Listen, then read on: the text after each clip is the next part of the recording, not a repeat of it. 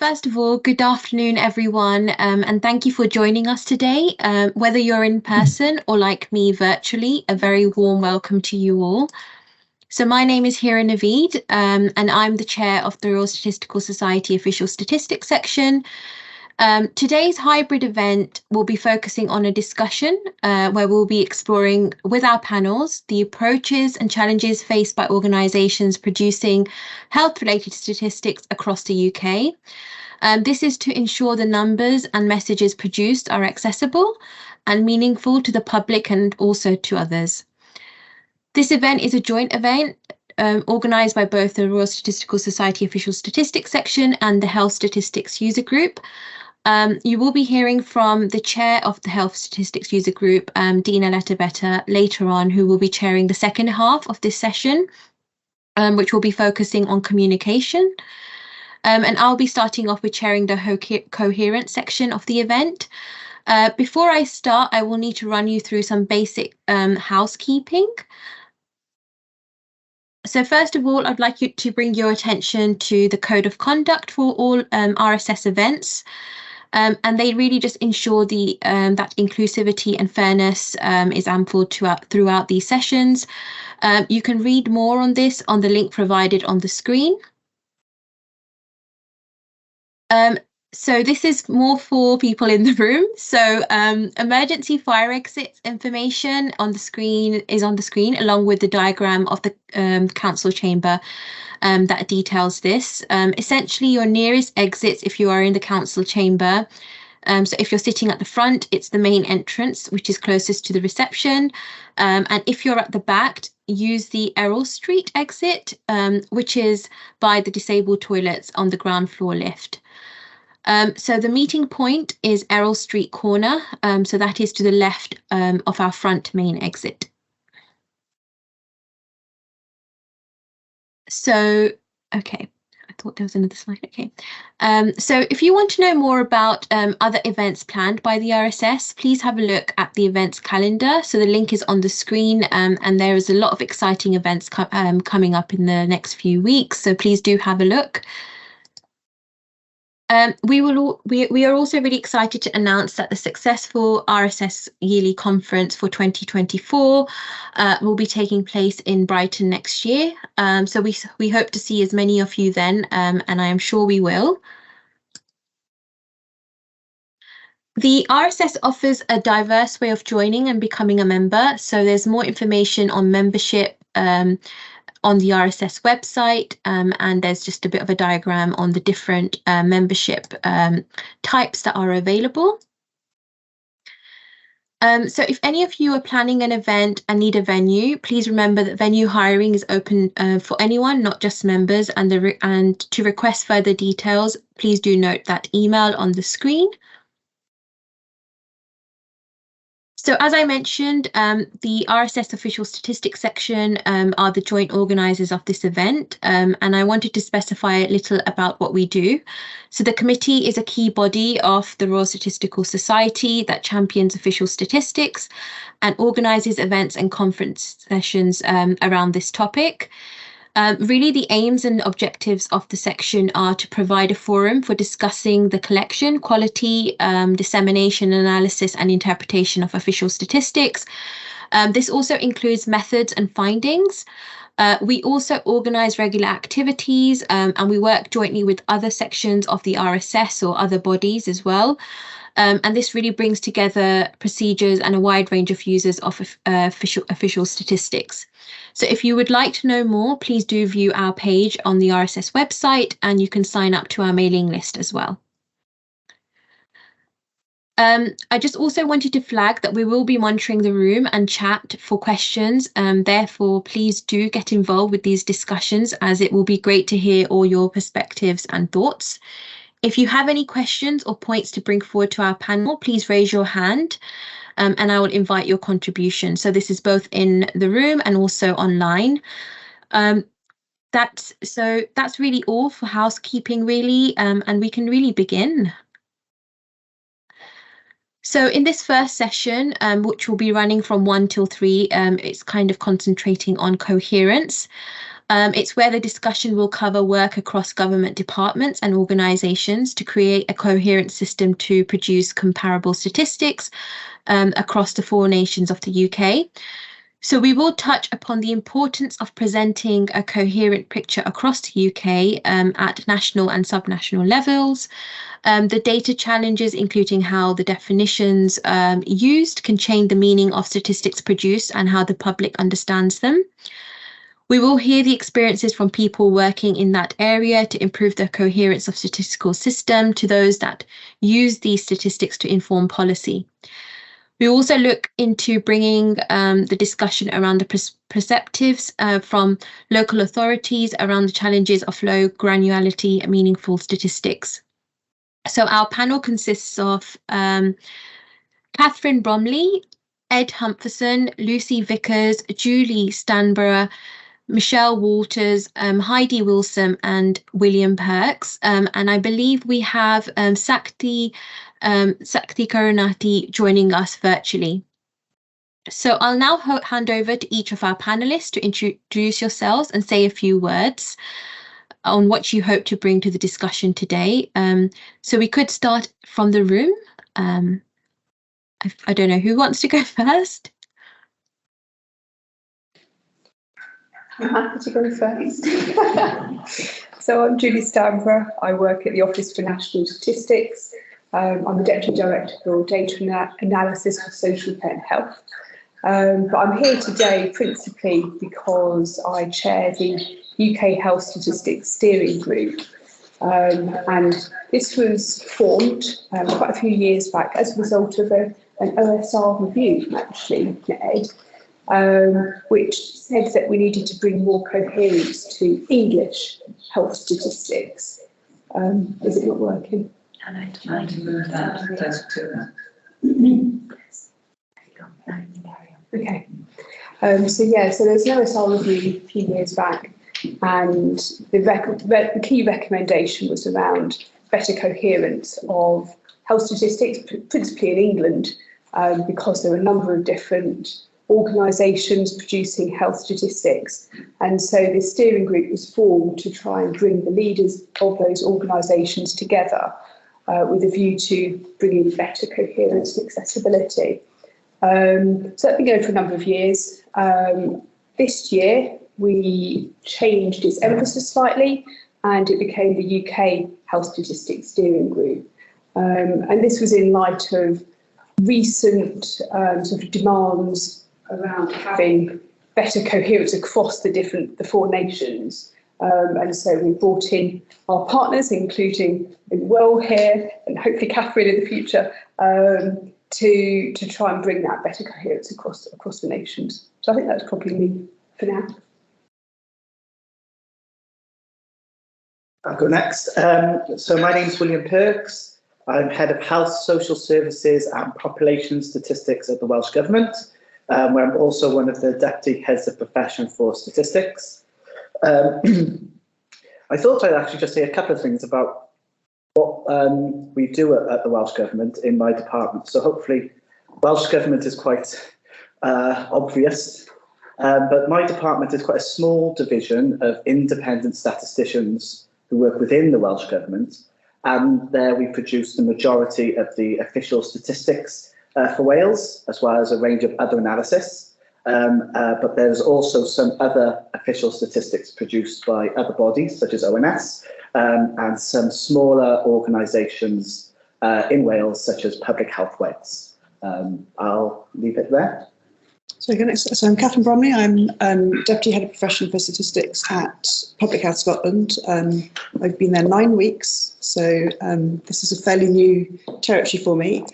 However, my recent experience extends back to being part of the team at OSR who conducted the review that made the recommendations that Julie was talking about. So I've got a longer experience in this space. I used to be a member of the Health Statistics User Group, I think, from OSR pre-pandemic. And I've a long history before that of being a population health survey researcher. So have used to manage the Scottish Health Survey. So I used to work very closely with colleagues in England, Wales and Northern Ireland about the issues around coherence when collecting population data. in terms of what Public Health Scotland does, so a little different to the setup in Wales. So Public Health Scotland is the public health agency for Scotland, but we produce the vast majority of the health statistics for the country. There are still some produced by Scottish Government, some of the population surveys sit with Scottish Government, Scottish Ambulance Service, NHS 24, but we kind of help support the statisticians in those bodies as well. So the bulk of what the public will consume in terms of statistical information about health and health services will come from Public Health Scotland. We were formed 3 years ago on the 1st of April 2020, so as you might imagine, it's been quite a challenging time to establish a new public health body, but we're looking forward in the next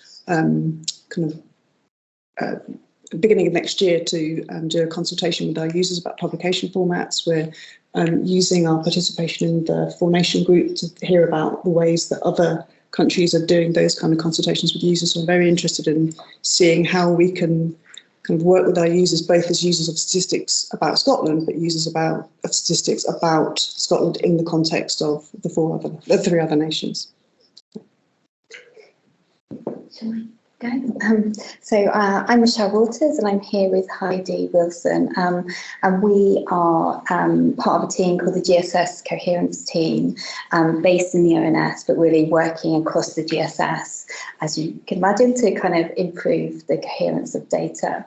And since April, we work very closely with the other nations, as you can imagine, and closely with the UK Statistics Steering Group. But since April, we've been focused on improving coherence of 6 health metrics, including ambulance waiting times, patient experience, and others.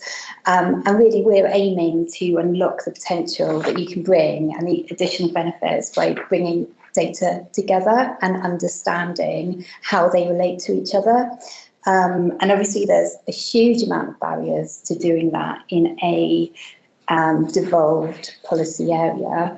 But our work is kind of overcoming some of those by working across departmental boundaries and collaboration, so that we can kind of communicate, even if we are unable to make data directly comparable, communicate how they relate to each other and the breadth and the detail to allow data users to sort of make the most of that breadth of data, and sort of avoid the misinterpretation that can sometimes happen when you make assumptions about data because you're very close potentially to one data source. But we do also know that sometimes you can make comparable data, but we have both focus really, avoiding misinterpretation and adding value where you can. But Heidi works in my area, and she can talk more about the practicalities of doing that. Yeah, so hi, I'm Heidi. I'm kind of working on the Health Coherence project with Michelle. So we're looking at the NHS waiting times and in particular referral to treatment times. And the way we're kind of working as a team is that we will look at the technical document and review work that's already been done in the area by government departments such as Welsh Government and the UK Performance Statistics Group. There we can also meet with data producers and host workshops with stakeholders, so we can really confirm our understanding of the landscape, and then also engage with the theme groups, and where those aren't currently existing, then we can also establish them as well, and ensure data producers are involved in the quality assurance of any work that we produced. So our main aim is to communicate the data to users and what can and can't be compared to maximise the benefit of this work. So although we can't always create comparable data, what we can do is create coherence of our understanding. So that's a lot of what we're trying to do by bringing together colleagues from across government to develop a coherent approach to how we communicate data and the cross-UK comparability of it. Okay, yeah, so apologies for being late. I'm Lucy Vickers and I'm Chief Statistician at the Department of Health and Social Care. So obviously working closely with colleagues on the panel today around coherence. I also chair a sort of complementary group to the UK Health Statistics Steering Group, which is called the Health Stats Leadership Forum, which is about bringing together both ONS and our arm's length bodies. The Department of Health has 23 arm's length bodies. So to ensure that we have a joined up narrative in the way we're presenting data and using it, particularly in policy formulation, but also in the way we present it to the public. And that came out of a different OSR kind of recommendation from Ed and his team to improve statistical leadership in health, which is what we've tried to do. The Department of Health and Social Care also produces a range of statistics, official statistics, national statistics, via our Office for Health Improvement and Disparities in the main, although we do have a handful not produced by them. And so we have a number of different initiatives there to try to improve the way we're doing that coherently. And I should say, alongside the Health Statistics Leadership Forum, we have a sort of sister group, which is our cross-UK version of it with Will and Catherine and colleagues. And what we're trying to do there is to come together where it makes sense to do so, recognising obviously that the policies are different across our 4 nations, but actually there's a lot of similarity in what we're trying to achieve. So we've been trying to come together and work through some of those where it makes sense for us to do that. I'll stop there. Thank you very much. I'm Ed Humperson. I am from the Office for Statistics Regulation, who's responsible for all of the work. I'm sorry to everybody that I've imposed all these duties on you, and thank you very much for taking them forward so kind of enthusiastically and assiduously. So what we do is OSR, Office for Statistics Regulation. We are the UK's regulator for official statistics, and we do that across the whole range of official statistics on any topic. So not just health. And we really do 3 things. We look at how statistics are produced, whether they're produced in a way that aligns with the Code of Practice for Statistics, whether it meets the needs of users.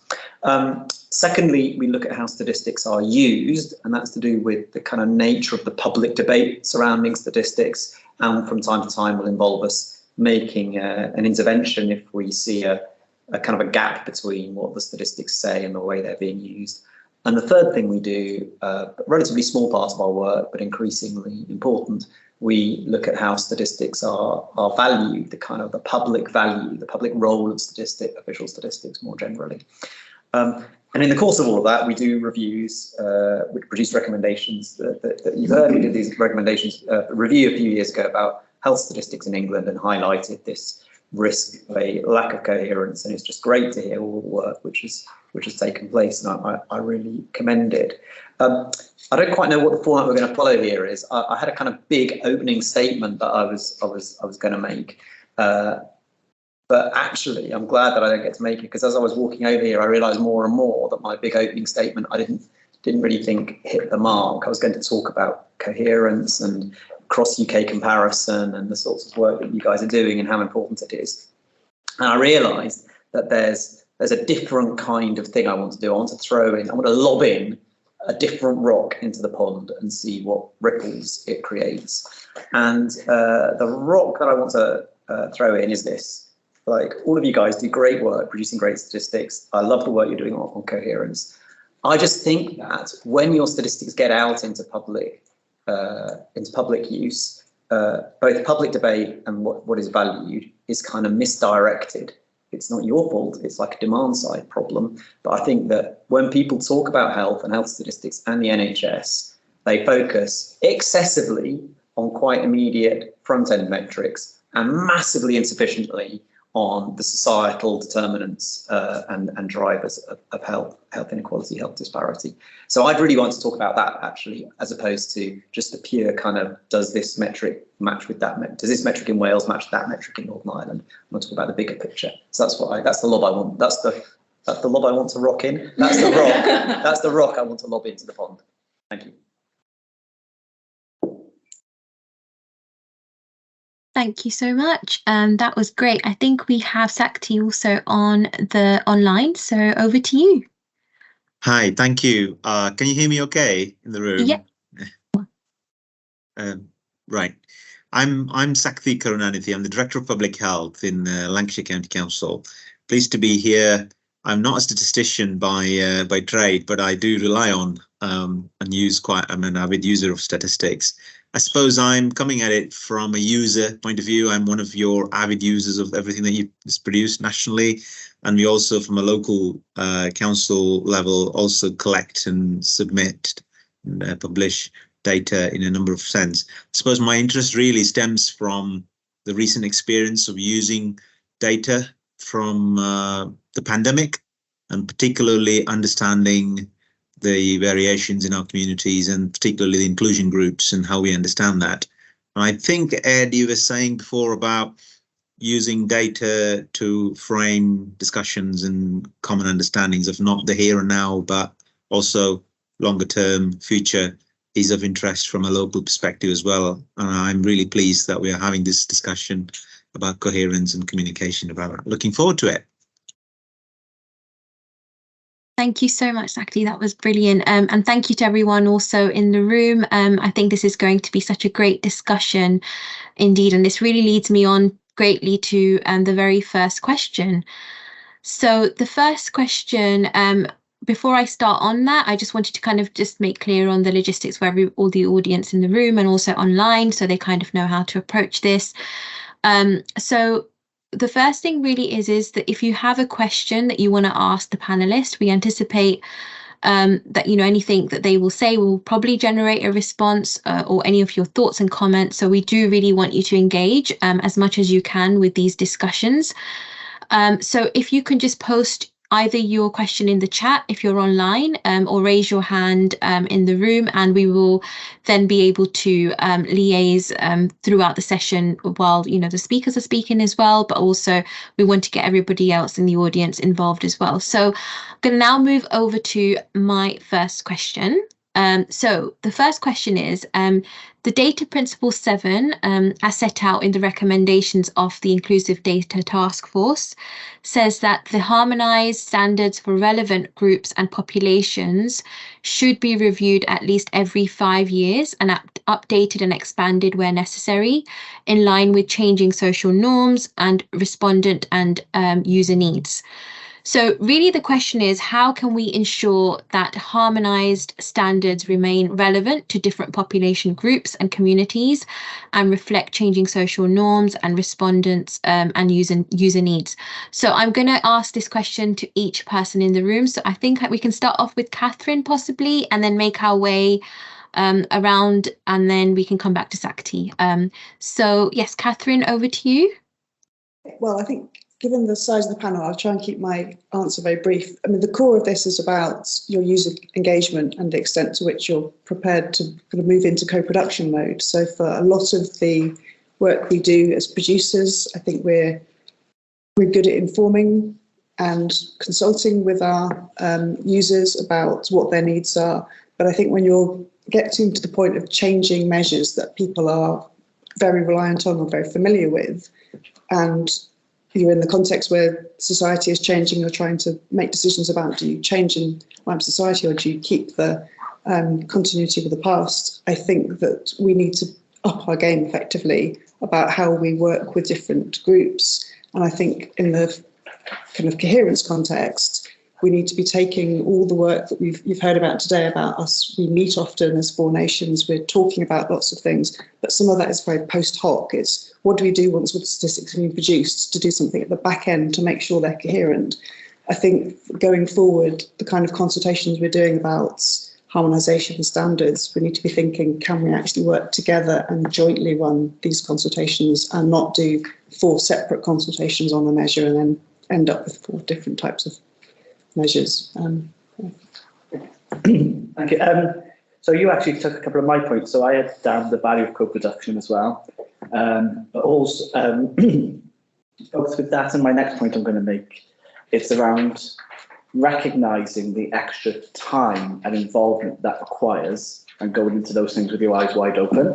It's not to say it's not valuable, it certainly is, but these things aren't decided in a matter of days or weeks, they take longer than that. And the second one really is, like Catherine said, around collaboration. So no one department or nation has the ability to make things harmonised. We have to come to the agreement on these definitions together. And from in a previous life working in the harmonisation team, it's much easier to be harmonised from the start.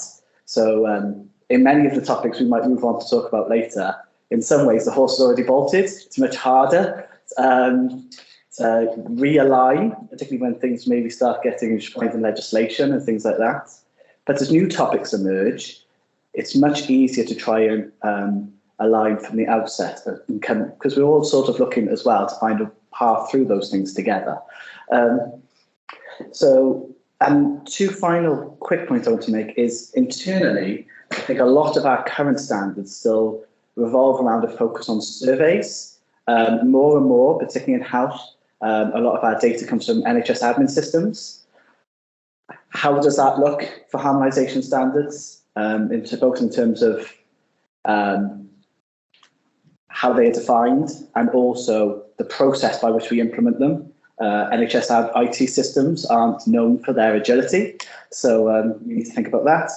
And finally, there's a constant balance in harmonisation, and there was a statistical conference only a couple of weeks ago, so I feel like I'm stealing Richard Lawkes' line here. And we want them to be relevant enough so people can see themselves in the data, but it needs to be stable enough that we can still discern some insight from them. So if we're changing the definition every single year, they might be super up to date, but if we have no timeline, what does it tell us? And vice versa as well. I'll go next. So I used to work with Will, leading the harmonisation team. So harmonisation is something that I think is hugely important and hugely challenging. And as Will was saying, that the earlier you can sort of harmonise concepts and terms rather than doing it later, the better it is. But even then, it could be really challenging.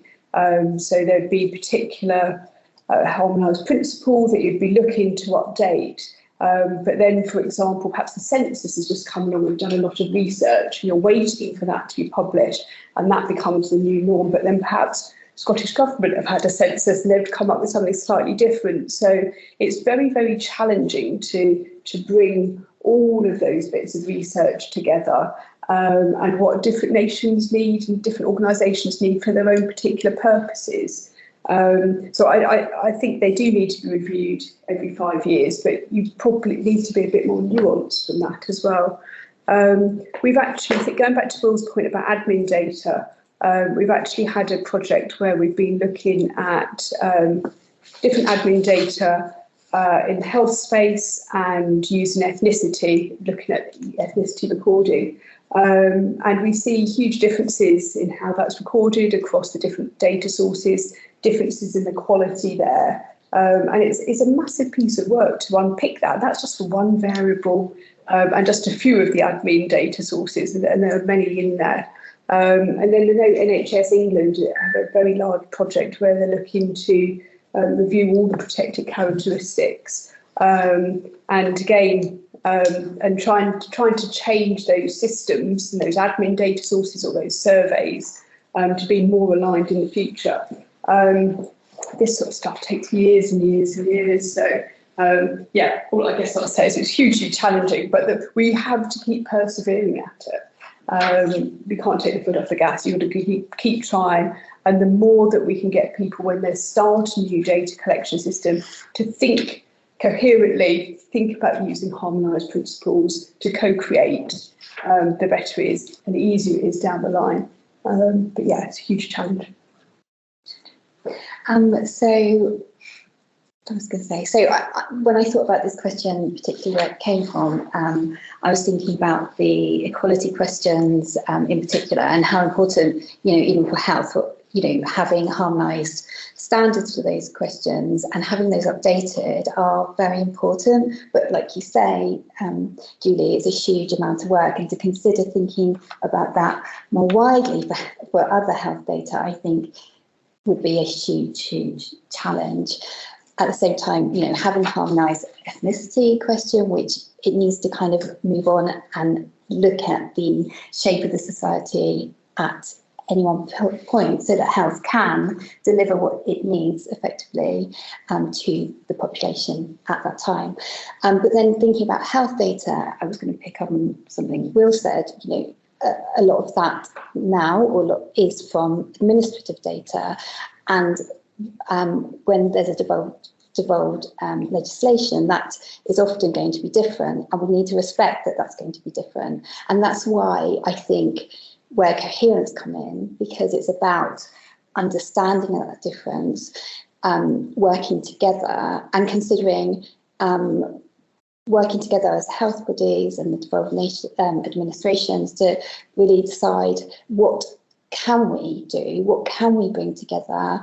And there are opportunities, things like potentially experience data. If we can bring together a bank of questions to use, then that potentially could produce some harmonised standards. But it's really challenging, as I think. Thank you. I wasn't proposing to say very much on this question, but a couple of you have said some really interesting things that I do want to highlight. Catherine, you talked about maybe joint user engagement. I think that's a really promising idea. Very much support that. And then a couple of you talked about this challenge of admin data, that you can harmonise a survey question because that's within the control. Effectively, that's within control of the statisticians who are asking the question. Much harder asked to harmonise admin data systems because, bluntly, statisticians are not in control of the design of operational systems in the NHS or wider public health. That's in the hands of other people. So really difficult ask to say to statisticians, you need to harmonise the admin data systems of these massive, quasi-industrial bureaucracies of health from which you're drawing data. But what you could do, and this is maybe the direction you're already going, is you could say, well, we can't harmonise the admin data for the reasons I've just given, but we can harmonise the adjustments that statisticians would make to the admin data once they receive it. And maybe that's a useful object of focus. And then very briefly, I think experience data, that's very promising. It's a very promising area, both in harmonisation terms, but actually it's my broader point at the beginning, are we looking at the right things? I think experience data is really a thing that we could do better with. So thank you. So, I think a lot of the points I was going to make have been made. I totally agree around the collaboration piece, actually, because we're all facing the same sorts of challenge. So actually to be able to join up the way we're doing those sorts of things makes a lot of sense. But perhaps just to pick up on the rock that you lobbed in, Ed, I think actually that there's probably an opportunity for us to come together and think about how we are looking at different groups and the way they are experiencing things in the health space. There's lots of our health inclusion work is all about the most vulnerable, and who hit a number of different of these sort of characteristics, and actually learning and coming together about what we can mine from the data that we do have and doing that in a cohesive way. I think would be a really positive and valuable thing for us to be doing, because we've all got quite scarce survey data and or admin data on different groups, and actually those are the groups from a sort of policy impacts perspective and an outcomes perspective, that perhaps where we might want to focus our efforts. So I was just going to pick up on that point as an area where we might want to do a bit more. Great, thank you so much. I think Sakti, over to you. So what are your thoughts? Yeah, I mean, listening to this, much of this would really stem from harmonization between nations in terms of the standards being agreed. But one thing that often that can be the weakest link in the chain is the data producing end, and what support, how can we actually connect that into the into this process?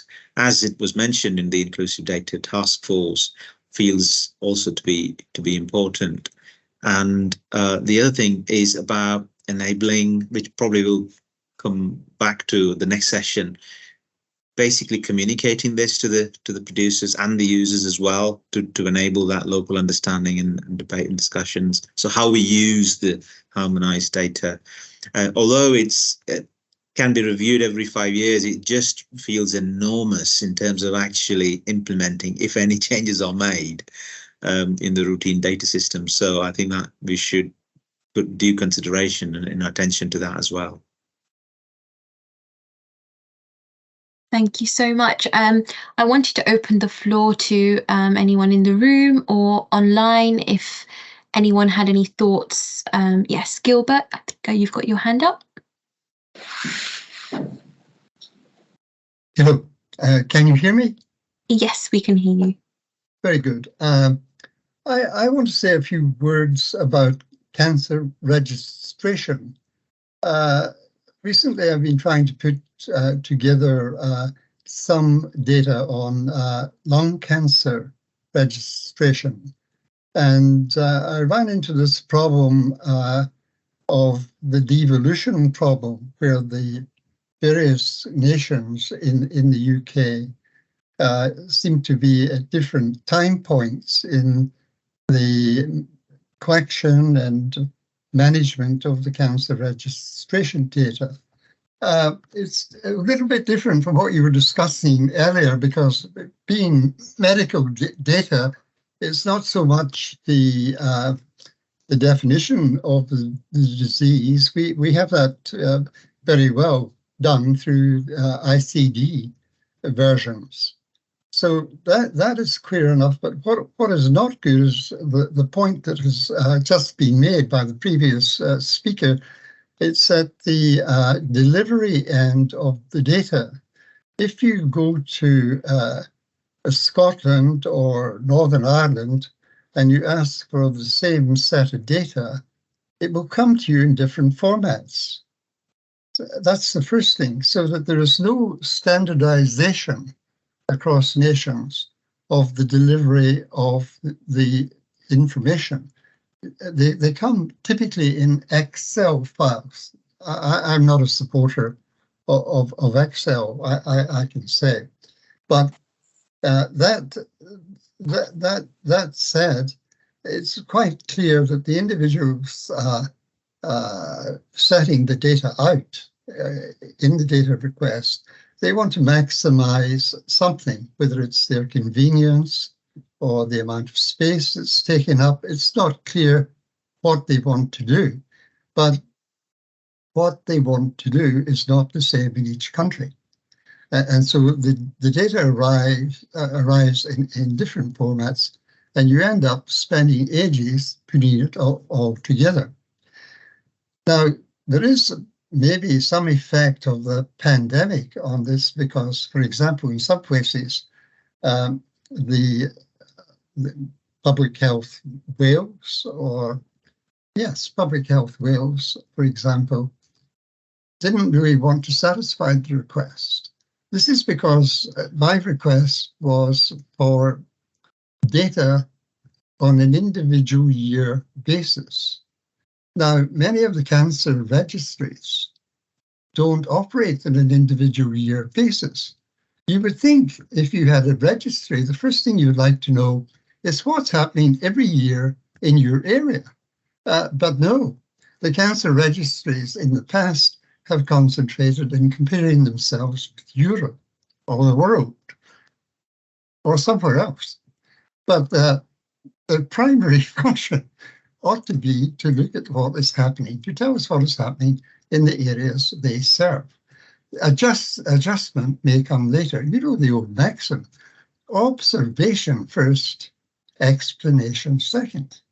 So these are areas that are really very important. There are other issues too about the reorganization of cancer registration in England. I have a very simple graph. I can show you the graph. This graph took something like 2 months to put together.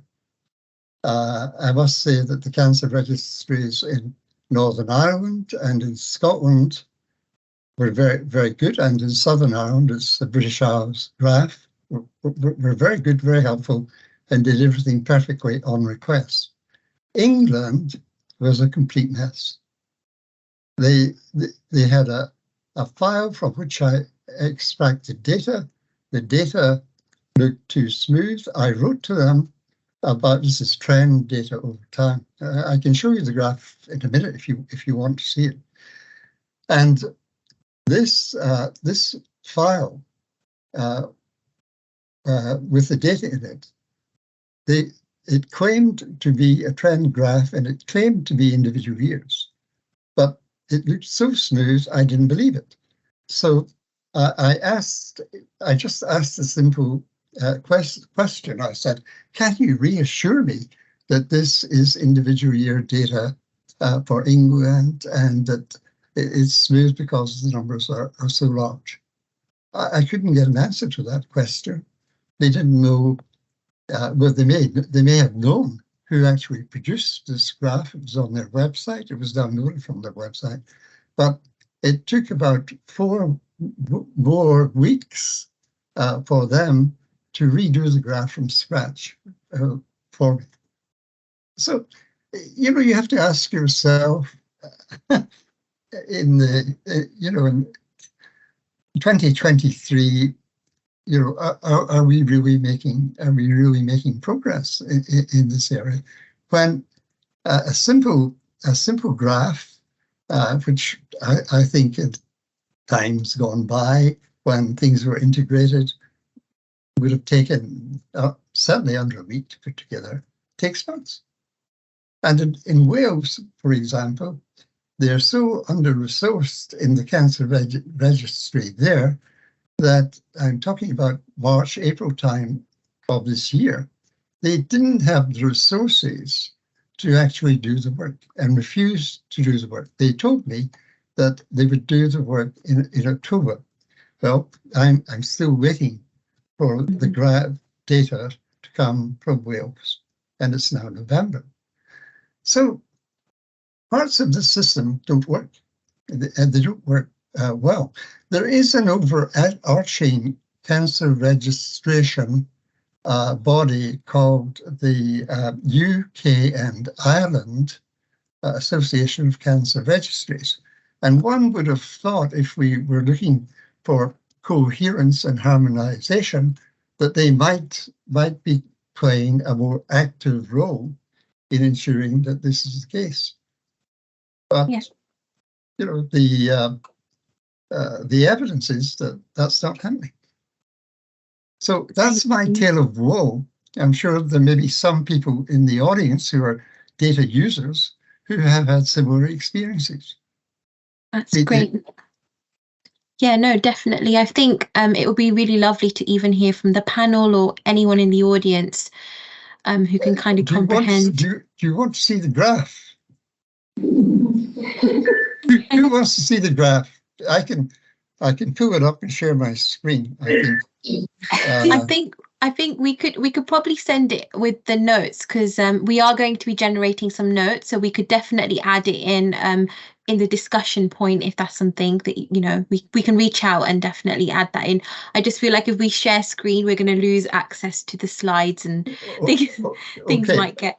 Then I will add one other point. The graph is very interesting as far as England is concerned. Roughly over the last 15 years, cancer survival from lung cancer in England was increasing. The survival was increasing about 1% per annum. Okay, but there is a big dip in 2020, remarkably, of 3%, a giant dip of 3%. And you might think, okay, that's a COVID effect, but actually it started leveling off about 3 years earlier. Thank you so much, Gilbert. I think in interest of time, I think we can get, maybe if anyone in the panel wants to has any thoughts on anything that Gilbert said, very valid, important points. So thank you for raising, or if we have any other questions in the audience as well. So I'm happy to go to the panel first if anyone has anything to respond or has any thoughts. I was going to say, I expect Heidi and I have quite a lot we could talk around this based on our experience of kind of both some user research that we've done on the importance of coherence and the challenges people face when bringing together data from different places, and some of the most more recent work. But we do know that often when in a devolved area, when data users are trying to pull together data, sometimes they get, it becomes more of a data assembly exercise, and it's quite a huge piece of work before they can get to the analysis. And we know, when it comes from 4 different websites in 4 different formats, it can be a huge challenge, but there's lots of opportunities here. And I think, again, it requires a working together to understand the data that's available. But we can do quite simple things like signpost data that's part of the work we're kind of working on at the moment, signposting between different websites, but also that understanding. So I know you mentioned cancer data.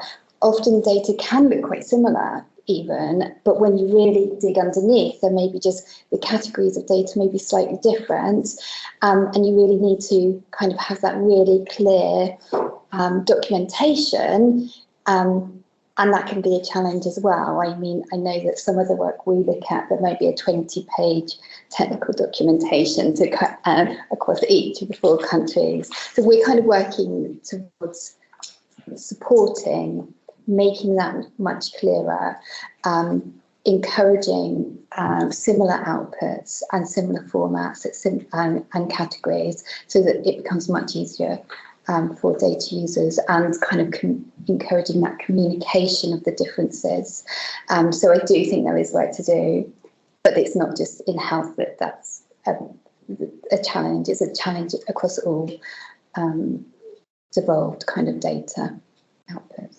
I wonder if I could add, because I think, we might come on to it when we talk a little bit about the opportunities, and because during the pandemic, we, as producers, there was a big push towards using things like APIs and downloadable data in standardised forms, and I think actually that might be a place to go, rather than having to then individually request the data. Actually, that's the direction of travel that we're trying to embrace across a number of different organisations in the English landscape. And I know what's happening is similar in some of the devolved administrations as well. So I feel sometimes actually we can, because resources are always going to be scarce for responding to individual requests, but actually we can make it so that the users can self-serve and it's easier for people to do so. And I'm not saying we're there yet, but I do think that the COVID dashboard was a really good example of us doing that collectively, and that took a huge amount of collaboration across the piece to make that happen. And we did it in the pandemic in flight.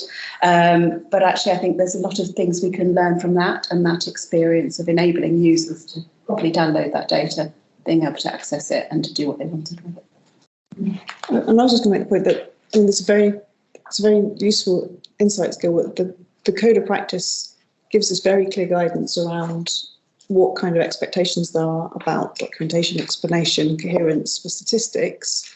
But we're talking here about effectively more data releases, which are also covered by the code, but it's a slightly grayer area. Now, I did write guidance about the code of practice for data sharing back in 2020, but I think that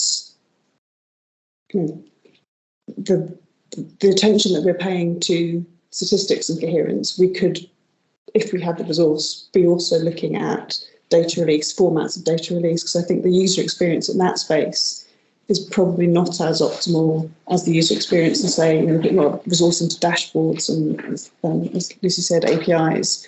But the kind of nuts and bolts of handing out data or making data available to users is probably in a different space. There was one thing I also want to pick up on in terms of like how we disseminate through data sets and Excel. There is also the guidance for making the data that we communicate more accessible. So there's a lot of guidance that currently a lot of government departments are implementing to make sure they can be interpreted by screen readers. And I think kind of having those rules of how we present data that is uniformly and that all government departments are going to be working towards, which shall hopefully make it easier to compare and have something in the same format, so you don't have to struggle with loads of different tables in the future, hopefully. And so, Gilbert, we do share your concerns about Excel as well, and we are trying to move away from it. It just won't be overnight. Thank you. Sorry, because we've questions in the room. So may I go? Yeah. Yes. This one? No, just if you're there, they'll hear you. Yes, or maybe go around the back so people can. I'll go around the back. Yeah, that's the screen. Yes. Discourage people from Yes. disrupting. Right. So I'll go. So the mechanism of questions in the room doesn't work quite so well. Just from there, you should be able. They should be able to hear you. Yes, just some comments about data items and admin data where they are not the prime cause of the data collection. And if people are collecting data in a clinical setting, the highest priority is going to be clinical coding, whether they've coded the procedure the person may or may not be having, and whether they're coding their systems, and there are very specific ways of coding that. But if they're being asked to code socio-demographic data, which may be less clearly defined, it's going to be a problem. And a friend who's an ethnic health researcher gave an example. She was in an NHS clinic, and someone was going along collecting data about everybody, and got to her and took one look and went to the ethnicity and religion in question and wrote down Indian Hindu. And my friend said, well, the correct answer was Guyanan atheist. But the poor woman was so frustrated, she just so busy, she didn't really like to interrupt her because she just would be making more problems. There's also, if you've got things recorded, what they mean. When the first publications about ethnicity and health was a publication called Immigrant Mortality, and it was published about early 70s with 3 authors, all immigrants. There was Abe Adelstein, head of medical statistics at OPCS from South Africa. There was this young Australian called Michael Marmot, who you may have heard of, and there was an Indian called Lakvalusu, who, if you've come to receptions at the RSS, you'd quite likely meet back, but probably not elsewhere. And in the chapter on maternal mortality, the highest rate was of women from Black African women who had a colossal maternal mortality rate in the early 1960s, and then this declined very rapidly. And these deaths were of Nigerian women dying from illegal abortion. And after the Abortion Act, fortunately, this rate decreased. And yet people may use this to interpret maternal mortality rate of Black women these days, which is something completely different, and there's been different things in between. So it's how you're interpreting it. And finally,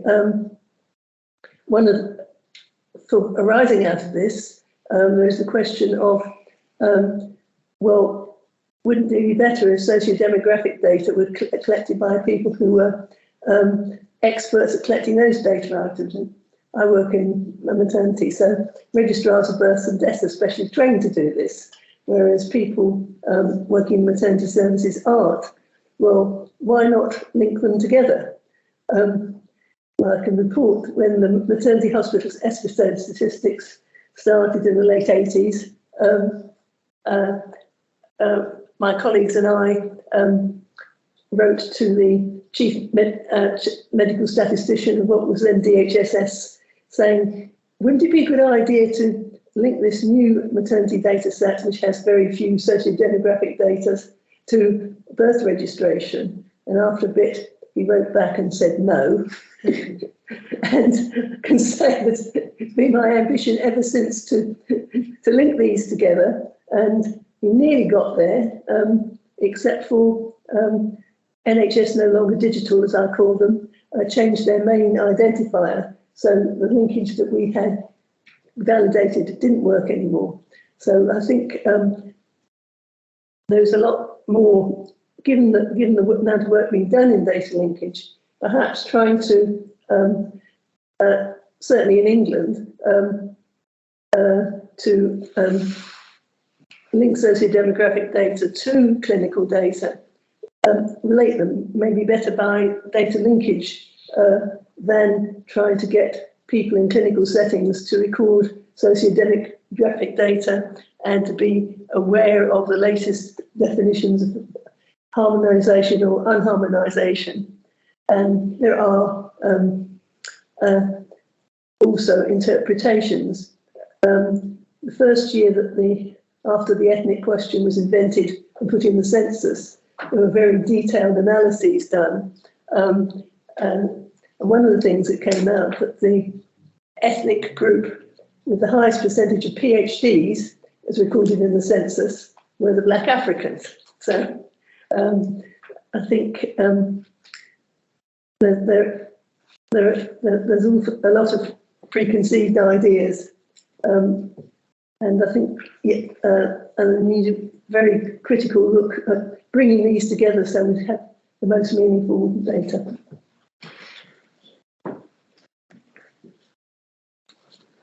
Thank you so much, Alison. I don't know if any of the panel had anything to add to any of the important points raised by Alison at all.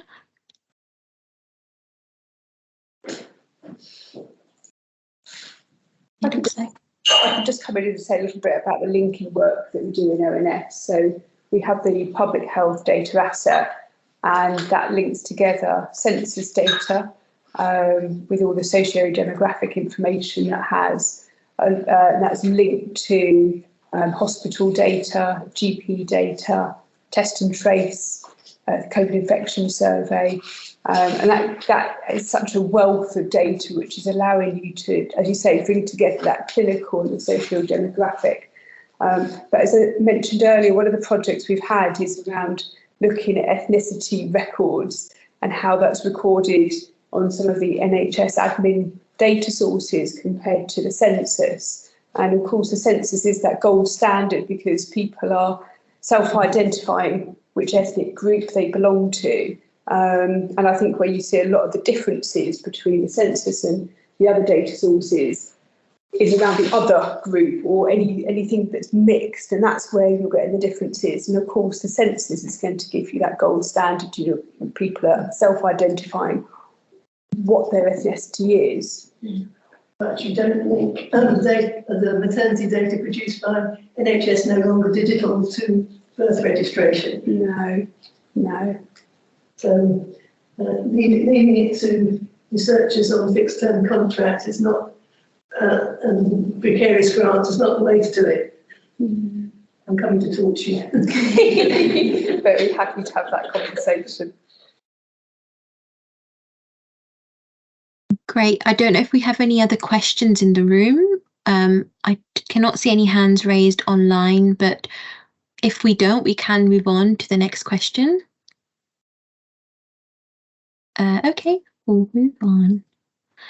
So I just wanted to really quickly say, I think the first question has generated such a great dialogue and a lot of food for thought, really. So thank you for all the contributions, both the audience and also the panelists.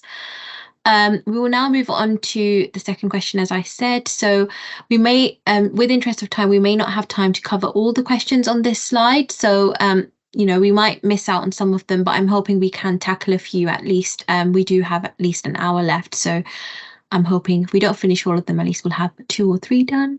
But if we don't, that's fine as well.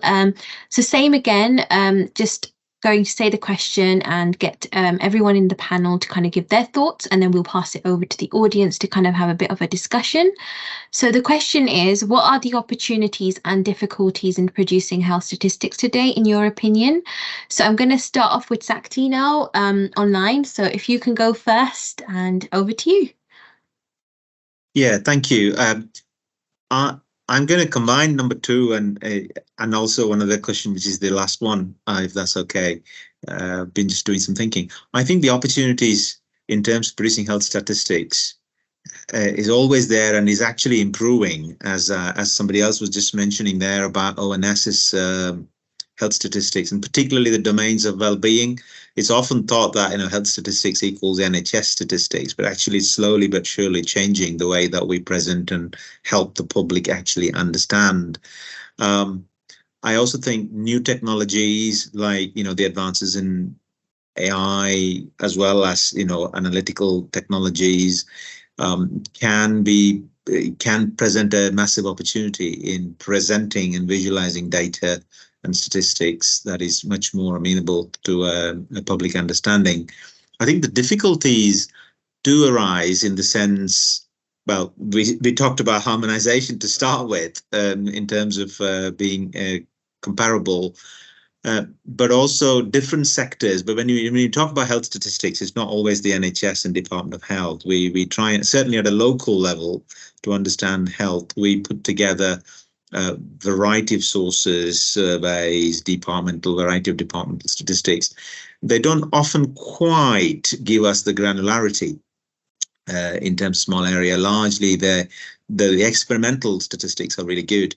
And I do think that's something that we need to pursue to give us, especially in the Levelling Up Act, and to enable us take some coherent local actions across the sectors. I think there still remains some difficulties in actually putting various data sets together to enable us a granular understanding at a local level. That would be my initial thoughts. Thank you. Thank you so much. That is brilliant. So over to the room. I don't know, should we start off with, Ed, do you want to go first? Yeah, well, just one thing that Sashi mentioned, which I really like, is this point that we need to break this relationship in the user mind between NHS statistics and health statistics. Health statistics are so much more. This is really my point. This is really the rock that I wanted to lob in. So much more than statistics about the NHS. And I think it's very striking that if you look at the things which form the backbone of political debate, they're typically things about performance output metrics in the NHS, not about health outcomes, nor really about the determinants of health. The work, Michelle and Heidi, that you're doing on coherence, apart from your experience work, which I think is great, as we said, that it's largely looking at those performance metrics. I mean, that's not your fault. That's where your demand is, and you're serving your users as you should do. But I just think that I think the opportunity is, as we've just heard, to start thinking more broadly. Use the tools that are available. Excellent OHID, Office Health Improvement and Disparity, Health Inequality dashboard, which I think is really tremendous. I saw a presentation about it the other week, which I thought was hugely impressive. And see if we can, I get that we need to respond to our users or you need to respond to users as statistics producers. That's absolutely right. But I also would like us to lead the users a little bit as well and focus on these broader issues because they're really the things which define health in the UK, not the NHS metrics. Can I just come in on that? I totally agree with that, Ed. And we're doing some work with Michelle where we're trying to move from those sort of 6 metrics that we've been looking at to date to using the health index as a framework. So looking at more of the outcome measures. So you might include healthy life expectancy, mortality measures, perhaps measures around smoking prevalence, just a sort of broader range. And to me, that then comes from a stats perspective, it takes us more into a data visualization and dissemination kind of world. Well, we could do that. We could create something that looks beautiful. How much notice are people going to take of that? Thinking about OHID have this inequalities dashboard. Is that actually changing the narrative in the public domain, within the press and within ministers? So I wonder whether whenever you speak to anyone in public health, they always talk about the determinants of health. They don't talk about metrics. Everyone knows that's what we should be focusing on, but still it doesn't seem to happen. So I don't know whether it's us as statistics producers, perhaps working with communication colleagues, data visualisation colleagues, working with yourself, behavioural insights and public health to sort of bring together all of those different, maybe bringing in people from the press as well, maybe bringing the BBC or Guardian, just to see how we can try and change this narrative and change the debate. And for me, health is just one of the most complex areas you can possibly work in. For 25 years in the GSS, and I've come to health and gone, it's sort of blown my mind really in terms of the complexity of and the sheer difficulty is to sort of make change, because it's just such a complex system. And so it feels to me that you need to bring a lot of players together in order to perhaps change that public dialogue. So can I immediately respond to that, if that's okay? Really good that we're having this conversation, because I think it's really fruitful. I have 3 suggestions building on what you said. One is, I think you're absolutely on the money when you talk about bringing the everything that we've learned actually during the pandemic about how to communicate and engage. You mentioned the COVID dashboard. Bring that to these wider determinants of health. Second thing is, actually I've got 4 things. The second thing is, now I'm going to reach the 4th one and not remember. So I'm digging a hole for myself here. The second thing is, I think there is something about the voice of the statistician here, where I think the ONS is particularly effective is when you present statistics, the lead statistician says, and that's a way of highlighting what the statistician's professional judgment is the most important thing here. I think use that a bit more in this space to say, well, here's the weekly A&E statistics, but they're really less important. That's not the thing to draw from. I think that would be worth giving a bit more voice there. I mean, obviously harder when there's a ministerially led entity which is doing the communication, but I still think worth playing. Third thing is, I think we as OSR, if you're getting a signal from me that we want to champion this, that's the right signal to be picking up. That's the signal I'm giving. We're really happy to try and support and work with producers to create a framework that can get things moving here. And then the final thing is, this is a bit sort of a pipe dream, but there's nothing wrong with the kind of performance metrics in themselves.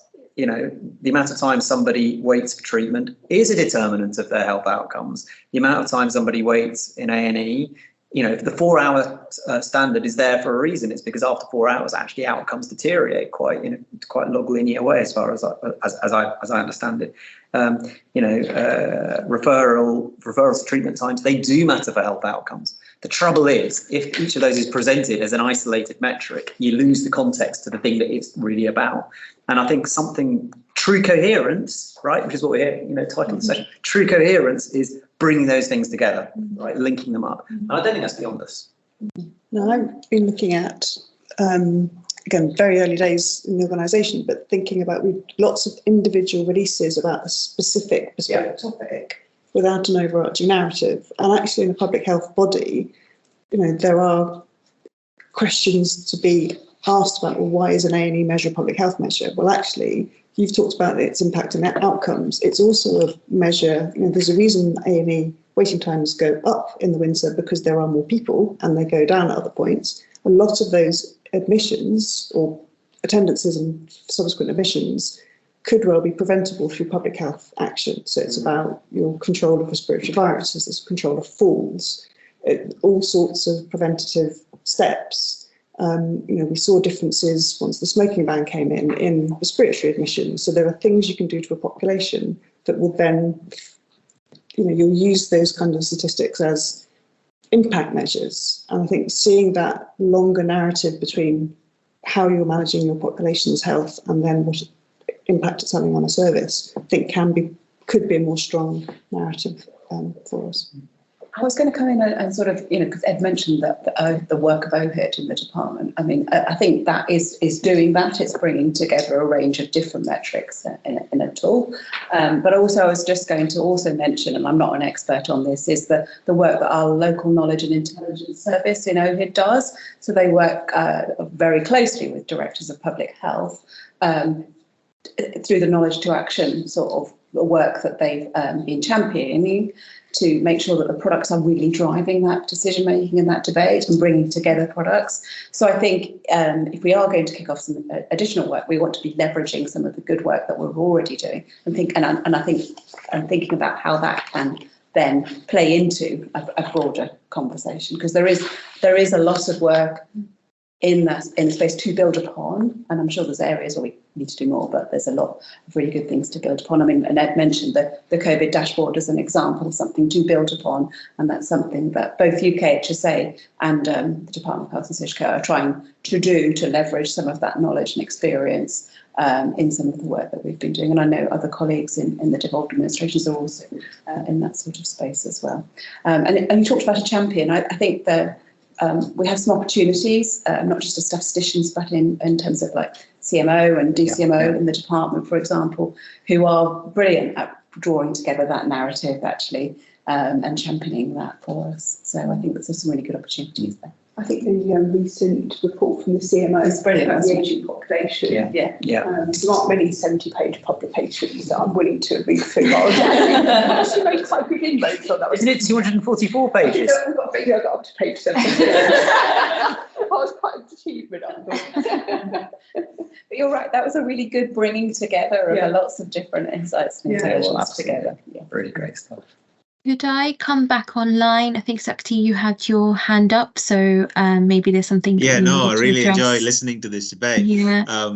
Actually, we are to blame for our own success in this sometimes. I'm going to say a couple of probably not very controversial, but maybe thought-provoking inputs. I think we tend to be very technocratic when we publish statistics. Quite rightly, because of the robustness that's required and all of that. But I think we could be doing more storytelling, like the CMO's reports say, but maybe not in 244 pages, as a way of catching or framing the issue, because you can't be doing that kind of report every time we publish new releases. I certainly think it's probably time to develop that storytelling aspect from the statistics that we regularly produce by that's one thought. I think the second thought is that somebody mentioned about working with the press and the media. I think we really need to do more in terms of being better advocates of how media uses data or can be encouraged to use data, because quite often it can be the headlines are very sort of focused on individual responsibilities and individual behaviors, and actually the amount of data that we produce, if you can just take a step back and look at the wider determinants in its holistic perspective and then put the individual at the center, there is a better story to be told about what's actually happening with health in our communities and the determinants. And I suppose probably the final one for me is it might be difficult from within the government to actually draw the differentiation between what is statistics, what's advice, and what's science and what's policy advice. But I think we really need to push to the push the practice to the edge of the license to actually start unraveling some questions that the statistics might be asking, and we shouldn't shy away from that. Thank you. Perfect. Thank you so much. I think we kind of had a bit of a discussion, so I don't know if there's anyone else on the panel that hasn't had a chance to say anything on this question that would like to come in on any thoughts. I think I just want to pick up on, so Lucy and Julie, we have and Catherine now, we have a Four Nations meeting every month, and particularly Lucy and Julie, because they've been on there a little longer, are probably sick and tired of me talking about outcome measures as a way to solve, as a better route. Because for all the reasons that Ed and others have just described, performance metrics are really difficult to do that with, for all the reasons explained. Plus, we've mentioned devolution before. Being from Welsh Government, I feel like I have to address devolution in some way. It is a legal reason. It's a legal process by which it is okay to do things differently, right? And that is a fact. And we need to work with that, not fight it, because it's not really going away. So I think that's another reason why it's important to focus on those outcome measures. But it's really interesting about changing that narrative, because that's where we want to work, but then it's really difficult to divorce urgent and important.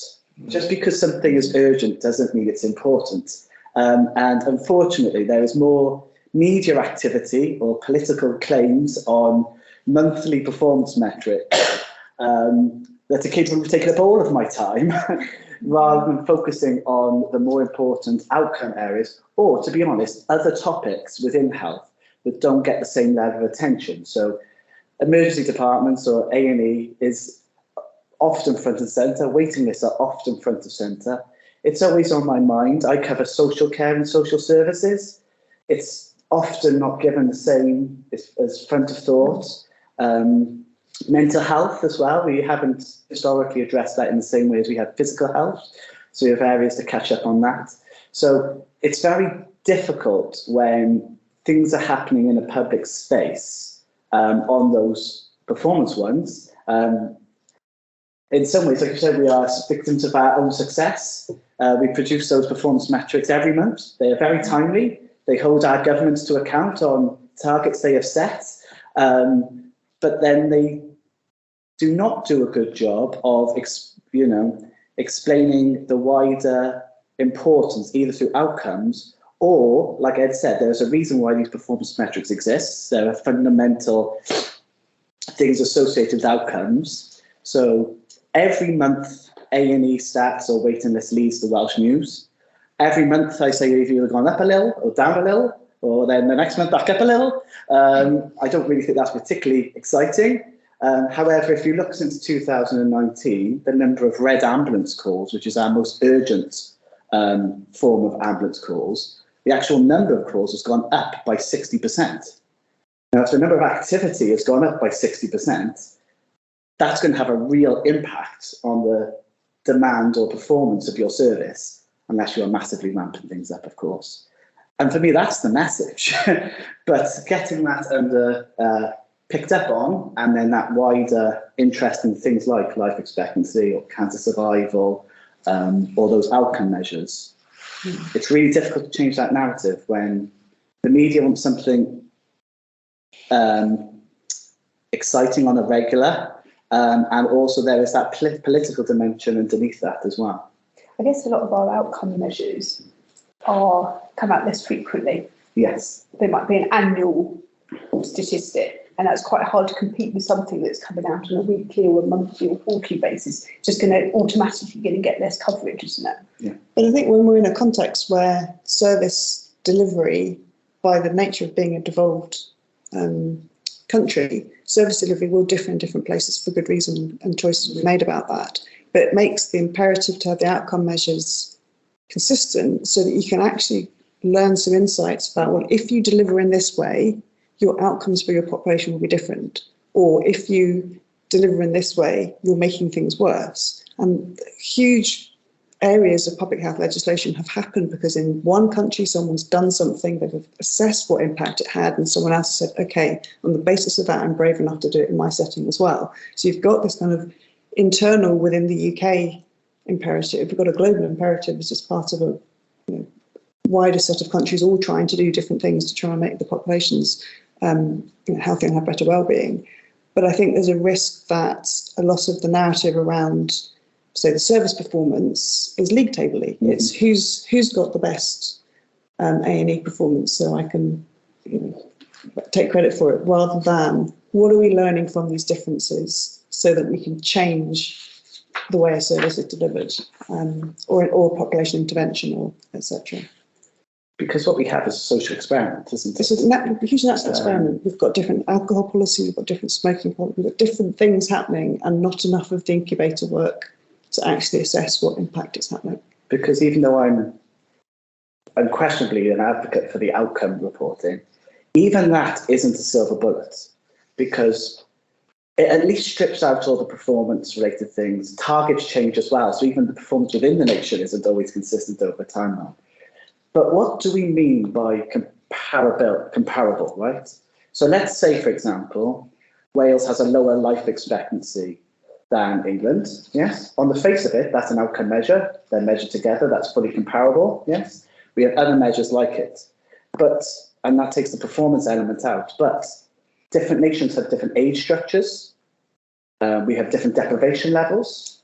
So that's not to say one may be higher than the other, but we still need that context as well to explain what those differences are. But at least with the outcome measures, we've got a fighting chance of doing that. You know, we can explain that one nation might have an older age structure than the other within the confines of a performance framework. It's tantamount to impossible, I think. It comes back perhaps to that point around that storytelling and trying to give more narrative, more context around all of these things. So you're not just saying these are the outcome measures, but these are some of the reasons why it might be that case, to try and help people understand the complexity there is when it comes to health. Great. Thank you so much. I just wanted to ask if anyone else on the panel has anything else that they wanted to mention, or anyone in the audience or online that would want to just delve into any thoughts that they may have had over these discussions. Does anyone in the room want to go up and comment some questions? No, it's okay. Yeah. Well, I just found the last question really difficult to explore. I mean, is the public understanding aligned with what is being measured and reported? I don't think public knows much about what's being published other than what's being covered in the media now and then. And I wonder whether there is more we could do across the UK in actually establishing the public understanding. Is there I'm not sure if we measure that. Yeah, we can definitely move on. We can kind of start with that question and then move backwards. So, yeah, just anyone has any thoughts on question 5. So in your experience, is the public understanding aligned with what is being measured and reported? So maybe we could start from the room. Catherine, maybe if you want to kind of just mention your thoughts on any of that. I mean, I've maybe interpreted the question slightly differently. I was wondering more about that issue of, do the public actually see themselves and their experiences in these statistics? So if you take something like waiting times, we produce for every health board in Scotland median waiting times for all clinical specialties, but it's the median. If you're the person in the 10% distribution who's waited the longest, does it really matter that, so you've waited 12 weeks for something, but 50% of people waited up to 5 weeks? Your experience is not reflected in that statistic. So if we're doing the more you summarise the measures to sort of have very simple formats of reporting, the further away you're getting away from actually the majority of people's experiences, because the majority of people are not at the 50%, they're in one of the other bits of the distribution. So there's something about that kind of alignment between your own experience as an individual and seeing what's happening for population. And it's useful, a population measure is useful for lots of different purposes, but the purpose of an individual trying to understand their experience is where it falls down. And I was thinking back to work, I used to be part of the British Social Attitude Survey team, and back in the I don't even know what you call them, pre-2010, that decade, we had some questions in there about people's what they thought about reasonable waiting times. And even then, what people thought was a reasonable amount of time to wait for an outpatient appointment or something like that was far shorter than what the targets were. So at the point that even when targets were being met, a lot of the population were like, why is it 12 weeks or 18 weeks? It should be 4 or 5. So now at the point where targets are absolutely not being met, I suspect that gulf between what people think is a reasonable way for the service to deliver and what's happening is even diverging even more. So I don't have any solutions to this. But other than that, I think maybe more granular information about waiting times so people can see themselves in them. But yeah, I think that's a very kind of interesting point in actually seeing it from the perspective of the user, where often we're looking, especially in our team, at whether, you know, it's comparable across the UK just as a blanket rather than what that means for a person.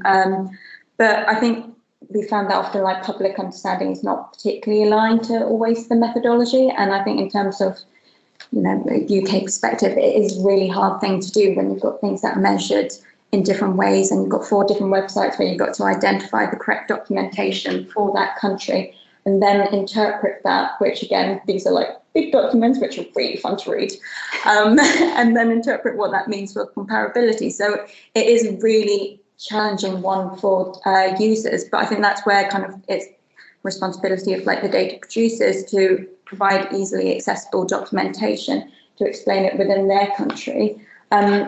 But that doesn't often take into account the UK comparability of it. So I think that's where we're hoping with our team, what we're really wanting to do is outline and make it really easily accessible to see what can be compared, what can't be compared, and understanding some of those differences. So where a difference is, whether that's actually a result of the methodology or the population differences.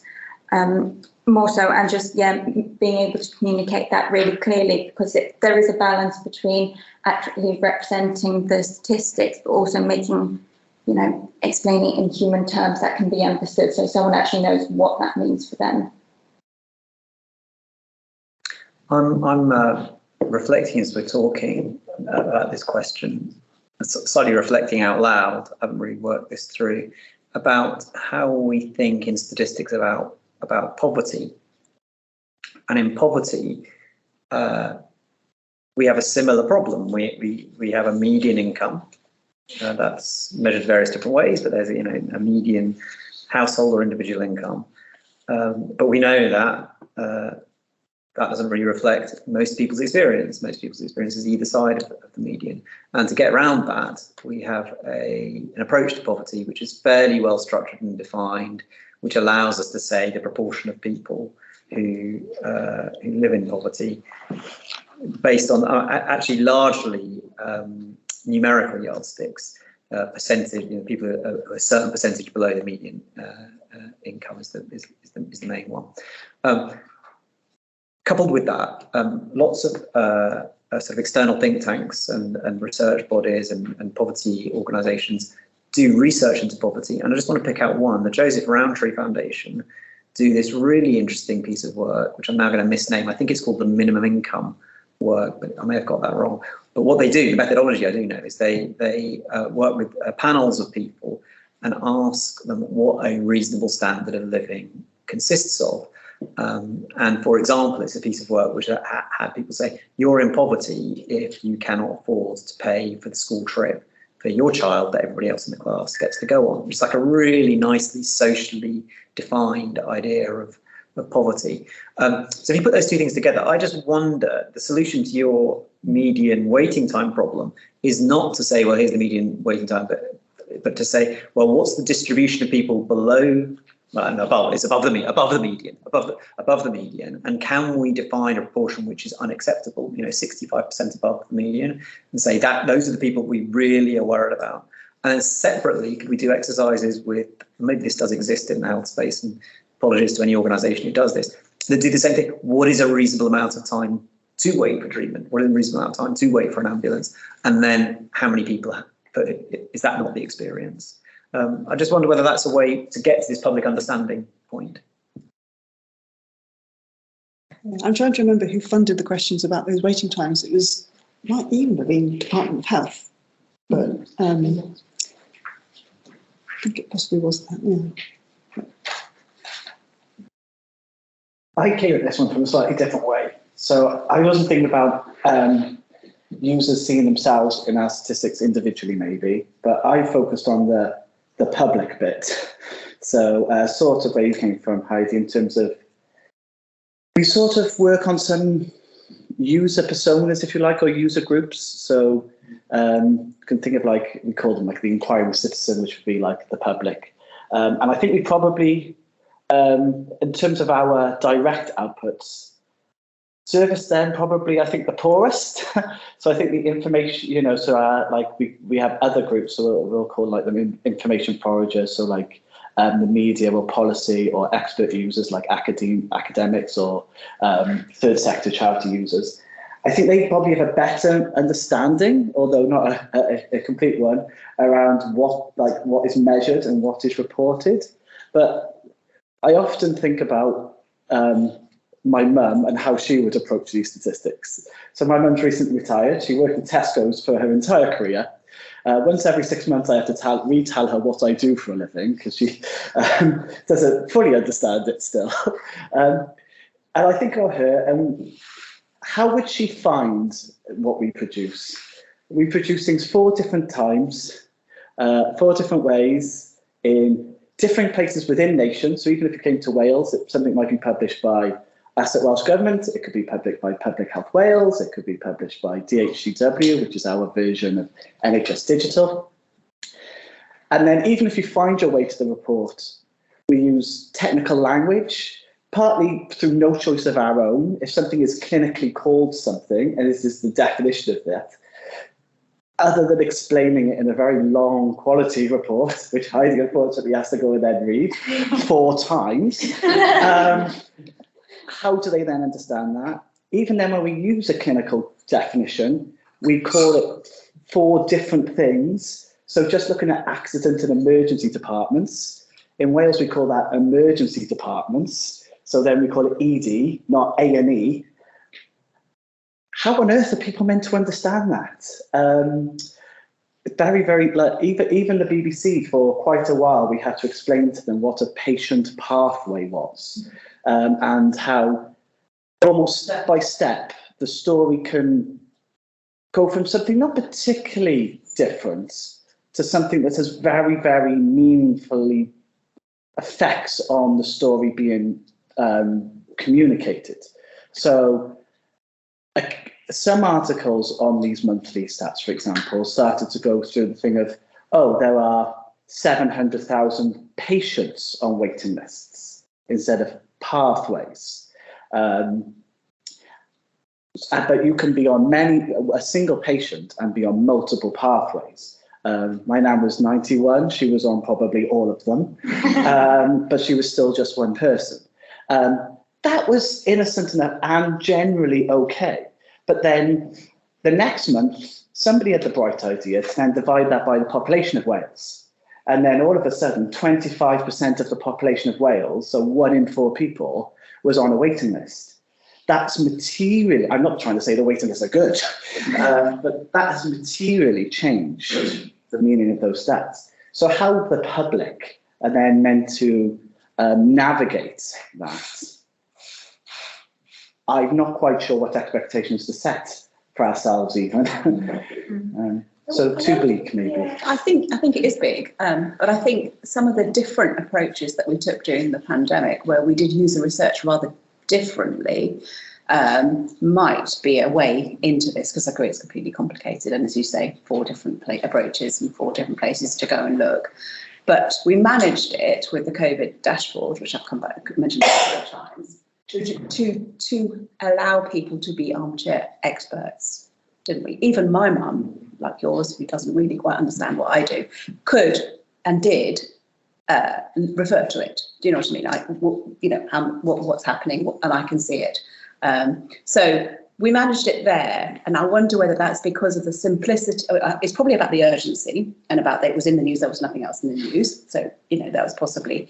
And I'm not suggesting that we want health to be right up there unless obviously for good reasons.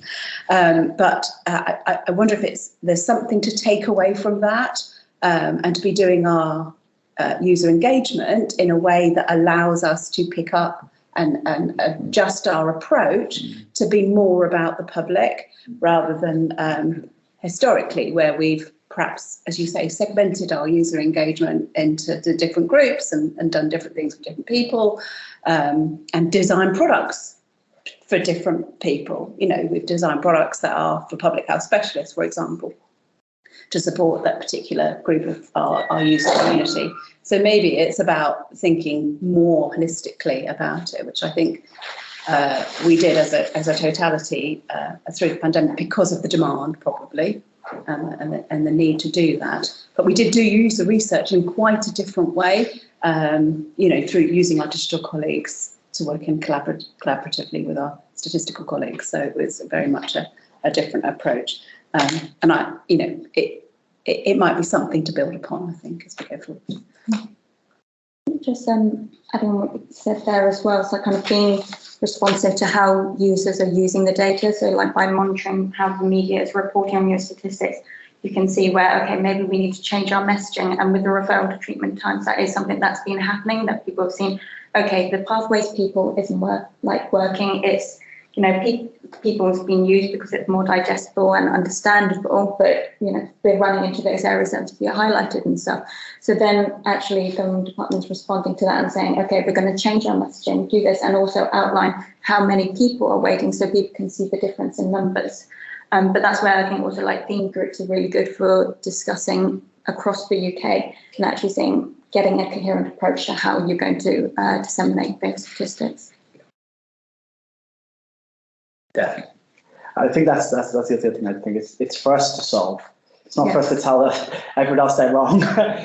So like you said, so what we did in that scenario with the pathways one was we went then and created a new data collection to identify, okay, not as rigorously as the pathways one, the individual number of patients on the waiting list. So that almost solved the problem. Well, between that and the communication then with our media colleagues and then the BBC through them, solved it almost at a single turn, if you like. And like you said, Lucy, I think the COVID dashboard, I think, was an unqualified success. I think that's, I think that is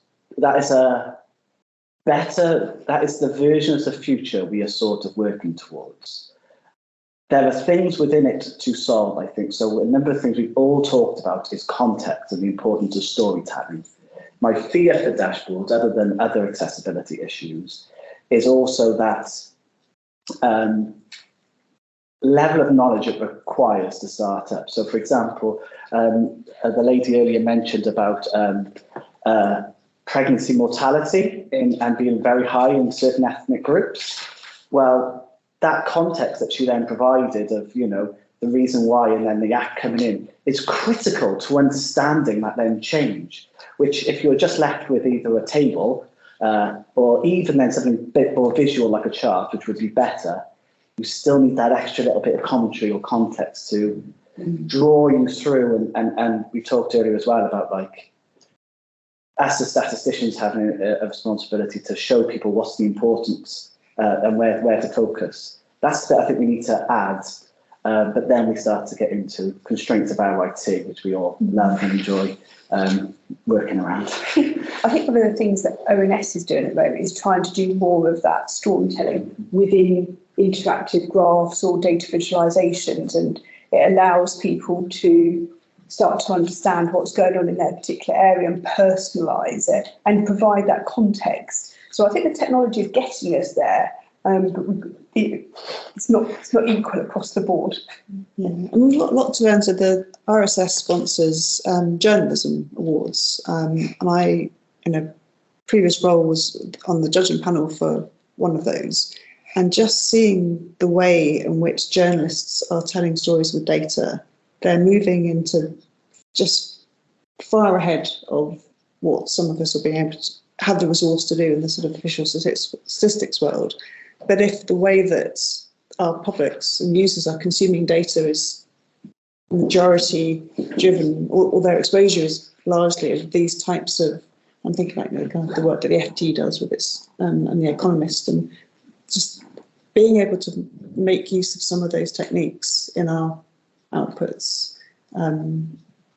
overcome some of the technical limitations on some of our platforms. But I think if we don't, we're going to be accused of just being too far behind. But I also think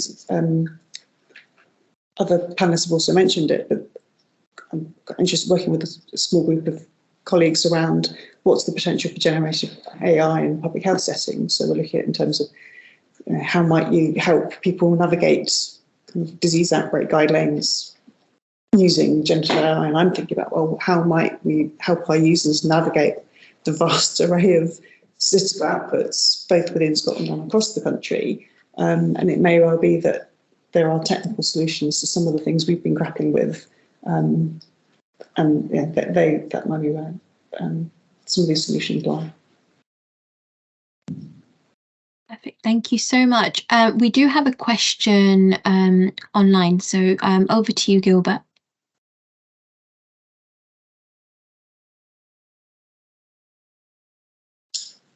I think you're on mute. Sorry. Yes. Here we go. I wondered if anyone on the panel knew anything about the National Joint Registry. I'm going to say a few words about this, and maybe someone in the panel, or on the panel, or in the room can add some information. Firstly, we had Dr. Linda Hunt from Bristol come and talk to us about the National Joint Registry. I'm talking about knees and ankles and elbows and those kind of joints, first of all. The thing that she brought to our attention was that at the moment it only exists for England and Wales and Northern Ireland. Scotland doesn't contribute to, and it doesn't seem to have its own joint registry. So I wondered about that, and apparently there is another problem with this registry. The Northern Ireland data are contributed, but are not analysed.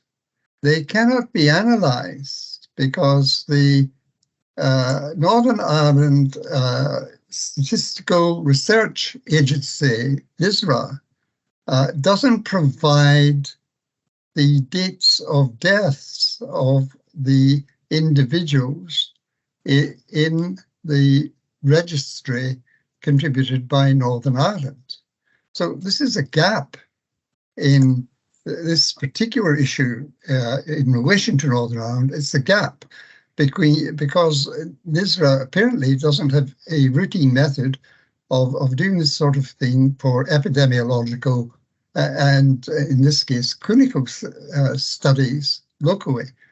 I don't know why that is. I can't get a clear answer from NISRA, but it's very interesting that the only data we have is data from England and Wales. And I wonder what the panel thought of that as a group and engaged in official statistics, and why is Scotland being so awkward about this? Apparently they've been looking at it for 3 years. Thank you. Over to you, the panel. Any thoughts?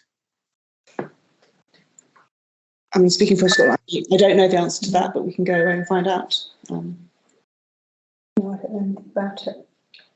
I'm so ignorant about it that when you said National Joint Registry, I thought it meant joint in the sense it was collaborative across the UK, not joints. So I'm afraid it's completely new to me. Sorry.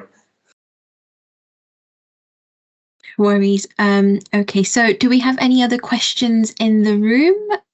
Alison, do you want to come up? Sorry, this is people in the room. You can't hear them if they're sitting at the back. So just... No, right. I'll wander around again.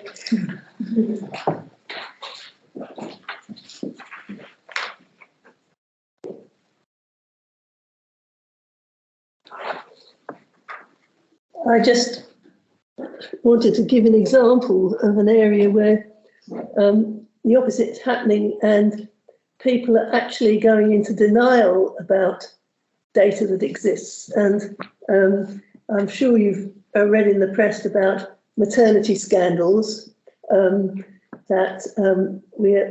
these are investigations into individual maternity units, and they are prompted by groups of parents who've had the awful experience of losing a baby at or around the time of birth. Now, no one would deny that is an awful experience to have, or that the voice of these women should be heard and their comments. But these scandal investigations are completely dominated by the experience of the bereaved parents who seek out other parents who've had the same awful experience over quite a long period of time. And the investigations leave out the data sources we have. For example, there's a very systematic inquiry into deaths in pregnancy and childbirth of mothers and babies, and these we have a long tradition. In fact, probably this system of confidential inquiries, well, it was invented in Aberdeen actually, but a long time ago. And yet this seems to be ignored. The reports are not a systematic review of the data, either from these special inquiries or to data about the maternity units which have been picked on as being dreadful and needing inquiries into them. And we're also told that there's a lot more scope for inquiries because according to the Care Quality Commission, I think it says 40% of our maternity units in England are not fit for purpose.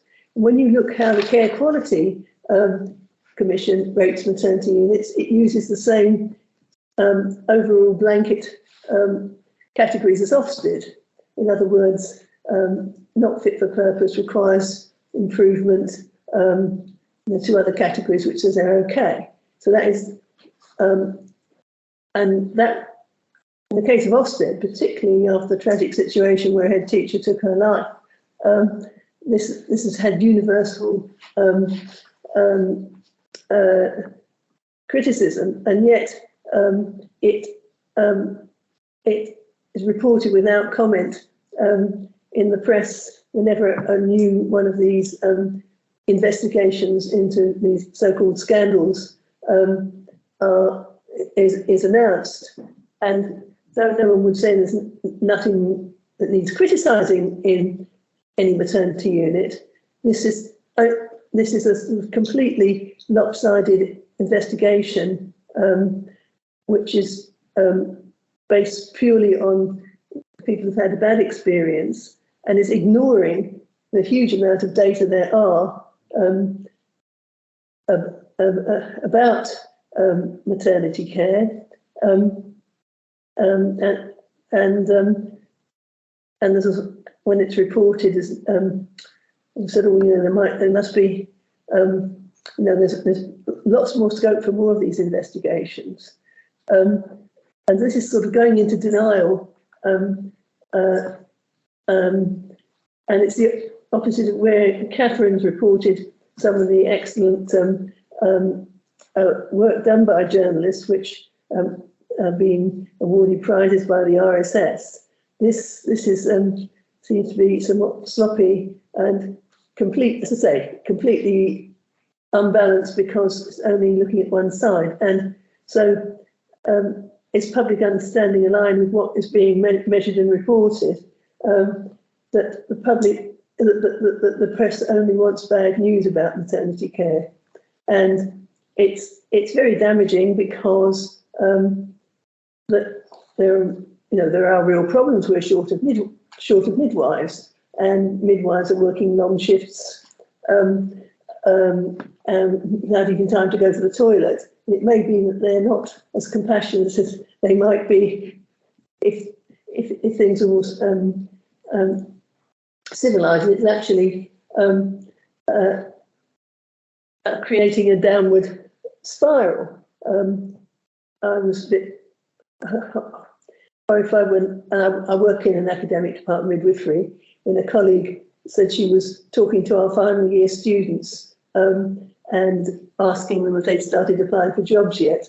And their response was, well, they weren't really sure if they wanted to be midwives after all. That's after 3 years of higher education, admittedly doing practicals on the front line in the pandemic. So I don't know if there's other areas where is going into denial about statistics and not looking critically at what's presented in the press is going on. But I think it's something that we need to look out for. When we see all the work we have described around the table, and yet this, this is doing the opposite. Anyway. While we're doing comments from the room, I'd actually quite like to chip in before the afternoon session. There's something that I can come up. That's okay, Hira. Yes, of course. Go for it, Dina. So just for those people who don't know me, I'm Dina Leadbeater, so I'll be chairing the afternoon session. But this has been really, really fascinating, the morning session. But just to make sure that everyone knows that when things come up that you can't answer immediately, one of the things we always do with these meetings is make sure that the speakers have an opportunity to comment afterwards.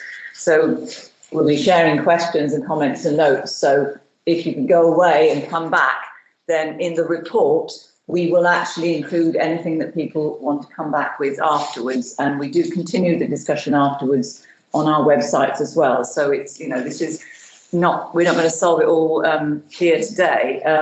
But I just thought actually, as we're sort of getting close to the end of this one, and we're going to be moving into the afternoon session, it does seem that many of the things that come up have offered some interesting challenges and thoughts for the next session around how do you communicate these things. So I was sort of jotting around, we already have some questions for the afternoon session, but for the second session, but from what's discussed so far, in that the issue about the public or users not maybe understanding the broader issues is how do you actually communicate to the wider public that maybe they're not asking the right things and they don't understand, without appearing that you're the expert, patting them on your head. We understand, this is what you should be asking. We don't want to talk to what you're saying. So it's really important to do that, but how do you actually communicate that in a way that engages them? So I think that's a challenge to come back on for comments in the communication session.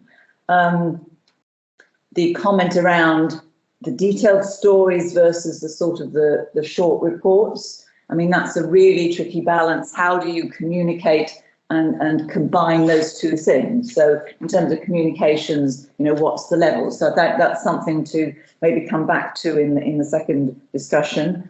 The working with the press and media, obviously something to come back to after our break. Both how do you talk to them, but also how do you learn from their techniques? So I think that's also something to come back to after our break. The issue on the public, your individual experience, and that it matters to you as opposed to the population experience. Both are important. How do you communicate that?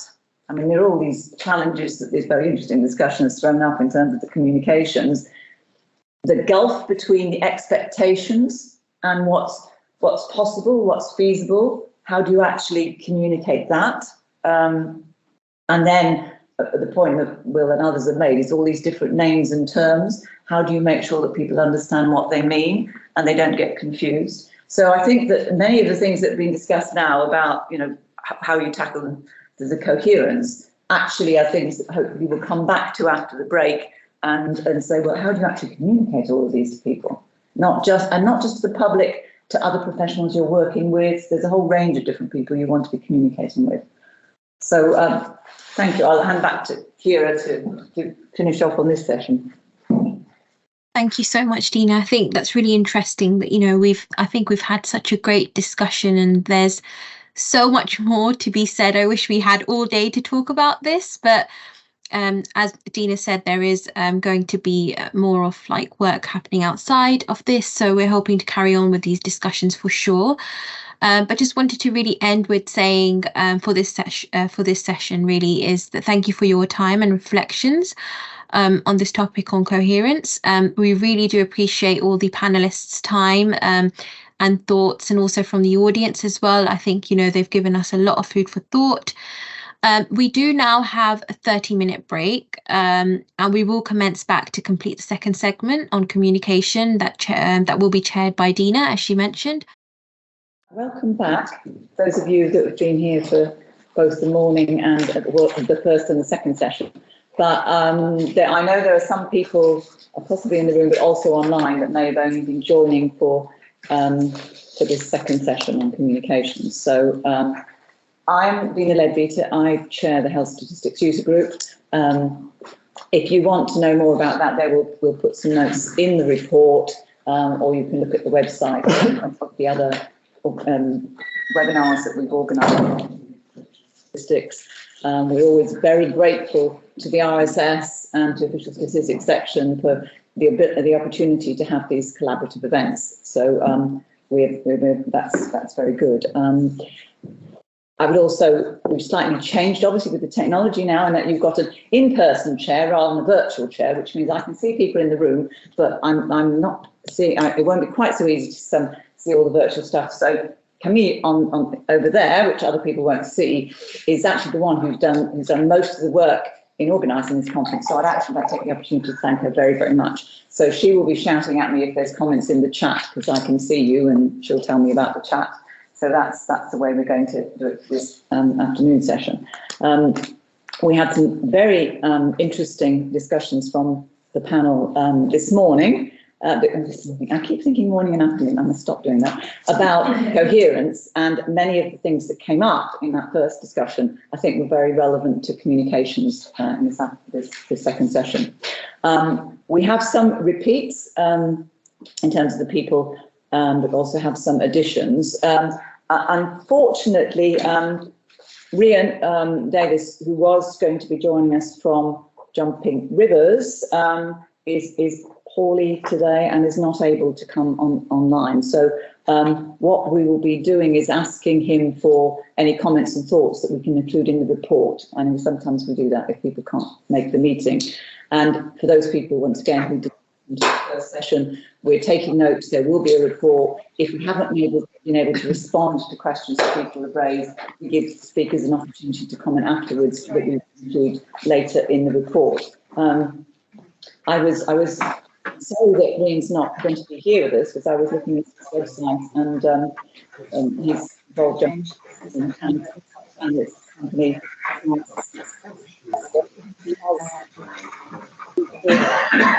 Creating visual data is the sort of strapline on his website. So that would be very important, I think, like the strapline for this session, is how do you create clarity with what you've got. So we also have in the panel Ed Hampson from OSR, who was here in the first session, Sakti once again, Director of Public Health from Lancashire, and obviously as a Director of Public Health, communications, during the pandemic, but ongoing, it's been a really crucial issue, and there's many things that we've learned, and hopefully building on from that. William Coates from Wales Government is also in the second session. And Lucy Vickers from Department of Health, but we're very pleased that we've got David Schleid joining us from Sense About Science for this communications one. So he's going to be talking about what he does. So that's new to this session. So I will, as we did in the first session, just go round the panel just to ask for their initial thoughts about the communications issue and where they sit as far as communications is concerned. And obviously, since David hasn't had a chance to talk before, so you have a bit longer to say what you're talking about, and then we'll come on to the questions, picking up on the questions that we had in advance, but also picking up on some of the questions or the challenges, shall we say, that were raised in the first discussion. So going around the panel, David, would you like to introduce yourself? Great, thank you very much. Hi, yes, I'm David Schlein, Deputy Director at Sense About Science. So we're an independent charity that promotes the public interest in sound science and evidence. So that means we work with communities across the UK to help them make sense of evidence, and we work with researchers and policymakers to really raise the standard of science and evidence in public life. What that means in practice, I think, for this session is that we've had sort of 20 years of experience of working with experts in the community, creating making sense guides, and kind of providing a really clear, balanced description of evidence and data around difficult and misunderstood issues. And often that does involve communicating complex and contentious data. We've done guides on things like AI, nuclear power, GM, and various aspects of COVID, which I'm sure we won't get away with touching on today. In terms of my perspective on this, I think I would probably say the main thing is the truth is, the sad reality is most people don't want your data. What they want is they want answers to really important questions in their lives, and the data stats is one route to that. It doesn't mean they don't go looking out for stats. So, for example, during the pandemic, we did a survey with NatSen that kind of showed that 40% of the population went to government bodies for data. Over a third looked at reports on government stats. Over a third went to the PHE dashboard. And actually 15% of people went directly to the ONS website, which, if you think about that specialist audience, is quite a significant number. So I think my take on this afternoon is the question then really is, when you want to communicate this, how hard are you going to make the public work to get the answers they want? Are you going to try and understand their questions, or just provide the stats and let some intermediaries translate that for you and explain it? Are you going to be the one giving the context and explaining the uncertainty, or are you going to trust other people to reduce it? So I think that's the challenge. And in particular, I think the issue of uncertainty and communicating that is something I hope we go back to, because I think for our work, that's always something that resonates, be it our What Counts inquiry really highlighted that. We're currently doing work with the British Academy, which again brings that to the fore. I could say more and give more examples, but I think I'll probably just finish by saying the idea of answering questions for people isn't really so different to what most people here do anyway. You do it for policymakers, and likewise, policymakers come with questions in mind and not much appetite for reading large reports. So in that sense, it's not so very different, I think, to when we're thinking about other audiences as well. There's lots of examples, but I think I'll wait there and let's leave for the discussion. Thanks, David. So then reintroducing themselves around the panel, Ed. Thank you. So I said who I am, Ed Humphreys from the Office for Statistics Regulation. I talked about in the first session, I really drove at this issue of, are we looking at the right things? And in some ways that's a communication issue, but it was really drawing from the work that we have done over the years, looking at the health statistics that are produced and the decisions they inform. For this section on communication, I actually want to draw on some other work that we've done, three distinct aspects of work. Firstly, we have done some very high level thinking and research into statistical literacy. And actually that's very neatly maps onto the work that Sense About Science does. So I'm going to unpack that as the conversation goes on. Secondly, very interested in this distinction in the health context between communicating individualized information to a patient at the moment of making a decision about their treatment. And that's sort of like a risk lens, really. What are the outcomes that you might face, and what are the probabilities of those outcomes, versus communicating to citizens in aggregate, an aggregate picture of what's going on. Two distinct things: individual judgment that a patient needs to make, do I accept this treatment or don't I, versus the population level understanding of the nature of the world that we live in. And that, I think, is very interesting to draw on lots of work that people have done on risk communication. I'm particularly aware of the work done by the Winton Centre, but there are others too. And then the third thing is, at that aggregate level, information about health gets into public discourse, can influence how people, citizens, individuals, the public, think, behave, respond, decide. But the point of intermediation is really, really important. What I mean by that is the point when a piece of information goes from being something that an expert knows about through to something that is disseminated to a mass of people is really important. And there, We do tons of work on that in OSR. We have a whole body of work we call casework, which is about the use of statistics. But I'd also like to draw on the work of the Science Media Centre, which do lots of thinking about that point of intermediation and how to manage it. So talk about stats literacy as the conversation unfolds. Talk about this distinction between risk at the personal level and the aggregate picture and uncertainty at that level. And then thirdly, intermediation. And yeah, that's just a little aperitif of what I'm going to cover. Thanks, Ed. Sakti, welcome back to the panel. Thank you. Sakti here, Director of Public Health from Lancashire County Council, here to represent a Director of Public Health perspective.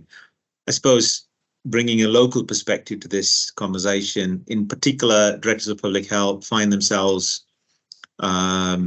explaining all sorts of statistics as well as local stories when it comes to improving health, protecting health, and particularly reducing inequalities in their local communities.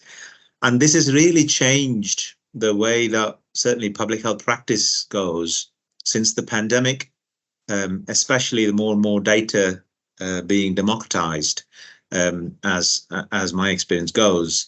I'm here to particularly reflect on how to translate variety of stuff that comes out of the national channels to a local population, and particularly focusing on public communication of risks and with a view to mobilizing action at a local level, whether that is through public or through local policymakers, and increasingly getting really interested in the role that media advocacy plays, particularly at a local level, but also possibly at a national level, in helping to frame the issues in the way that the population risks and opportunities are understood.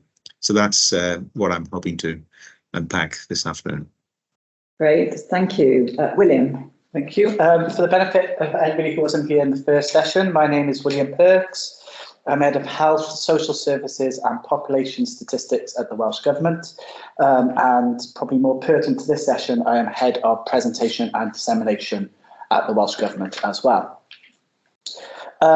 We'll probably cover lots of different bits in this discussion. I think the one thing I'm particularly interested in around communication is sort of around answering some of those questions, is how is getting a better handle on or discussion on the balance of our communication between trying to get across more depth of insight, in whether that's into different groups within the population, or even down to more of the individual person's journey through the system, as well as the population aspect, but then also being able to counterbalance that by providing it in a way that is accessible to everybody, depending on your background, whether you have other accessibility needs, and the challenges that might pose, without, say, for example, ending up with a report that's 120 pages, which maybe not everybody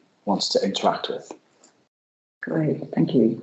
Lucy. Hi, so for anybody who wasn't here earlier on, I'm Lucy Vickers and I'm Chief Statistician at the Department of Health and Social Care. So I thought perhaps what I would talk about as by way of introduction is from a sort of producer's perspective in terms of producing the statistics in a way that meets user needs in an accessible and engaging fashion. Because as a department, we've spent quite a lot of time resetting our ambitions around this space, because as many of you will probably know, a great swathe of colleagues from Public Health England joined the department a couple of years ago. Before that point, DHSC produced one national statistic, and now it doesn't. It produces a lot more than that. And so what we've tried to do is to set out quite an ambitious strategy within the department around our statistical plan.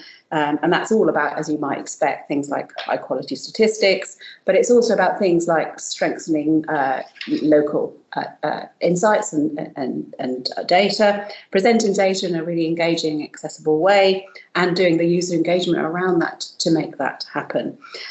So I just thought to sort of set the context there. And as part of that, and a little bit as the way Will was talking, we're committed to improving the way we're presenting that. And we have a range of products, but we want to make sure that they are meaningful, valuable, makes sense to people, engage people. We have a wonderful thing called Fingertips, which many of you will be really familiar with. And we're really committed to improving that, making our other dashboarding type products more accessible, which has its own challenges, but it's something that we're really committed to. And also something around the commentaries of storytelling. How do we make that accessible? Is that about short, sharp things, or is it your 150-page report? We need to balance that out, and it'd be really good to discuss that a little bit as well. So as part of this, we see sort of the user engagement work as really an important thing. And I talked a little bit earlier on about our local knowledge and intelligence service, who work in partnership with directors of public health. And we get a lot of user feedback, engagement, etc. as part of that, to try to support the design of our products to meet that particular group of users. But we want to extend and maximise that a little bit more to make things more accessible. Great, thank you. So now moving on to the questions, we have some that were sent in, we prepared beforehand that we asked people to send in.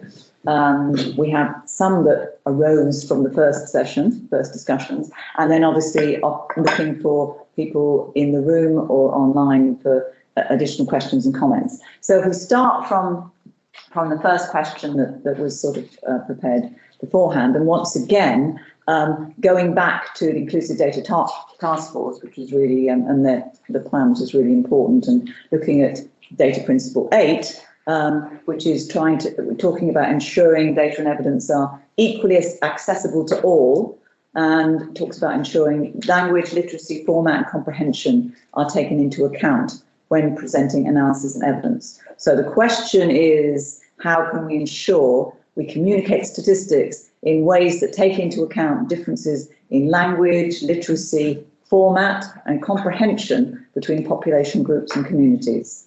So that's the first sort of question for comment.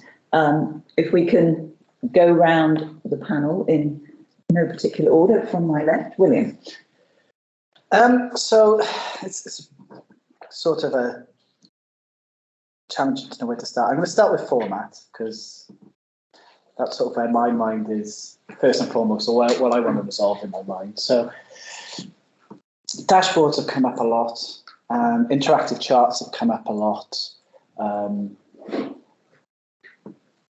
They are clearly a more concise,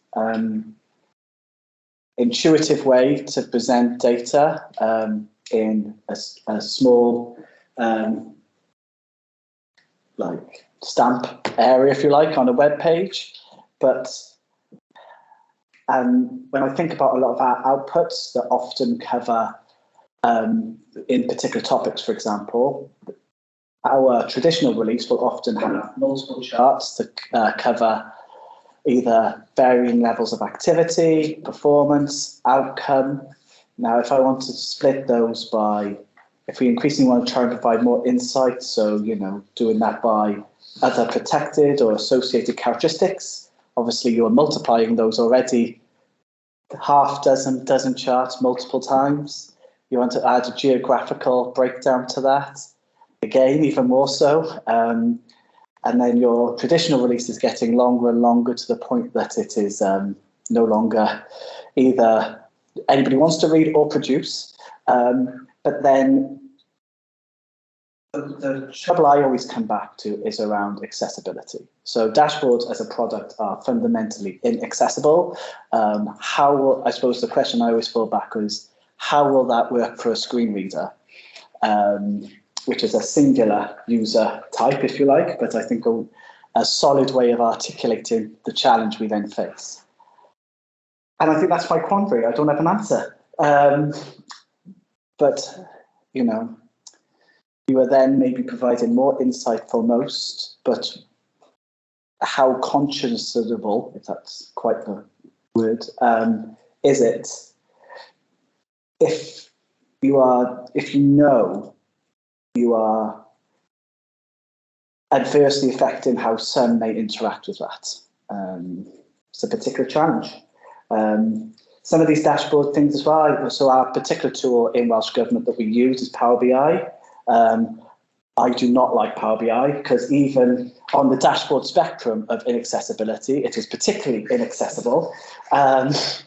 So, and there are other challenges. For example, Welsh Government, we are subject to the Welsh language standards. So anything that we produce on websites has to be provided by English and in Welsh. Power BI as a product does not recognise Welsh as a language, which is not wonderful. So that makes things like those automatable processes as well, by which we may gain as well, presenting a lot of these, quite difficult. Right, yes, more challenges. David? Yeah, no, I think it's really interesting, your first point to pick up, in terms of what do we mean by accessible. We're talking about barriers, if people have got visual impairments, if people don't handle, what's the language, so those presentations, or the more fundamental, statistical literacy. I don't know how many people here were listening to the COVID inquiry, but on the way here, the last thing I heard was Patrick Vallance being frustrated by the fact that absolute and relative risk were not something that was understood in Downing Street. The word bamboozled was being thrown around, but so there are different accessibility issues, aren't there? I think from our point of view, we have a public engagement approach which we call public-led, expert-fed, and really that's starting with people. So I think it's not quite answering the question, but I think to make data accessible, you have to work with the people who you want to access the data, and co-produce or consult with them.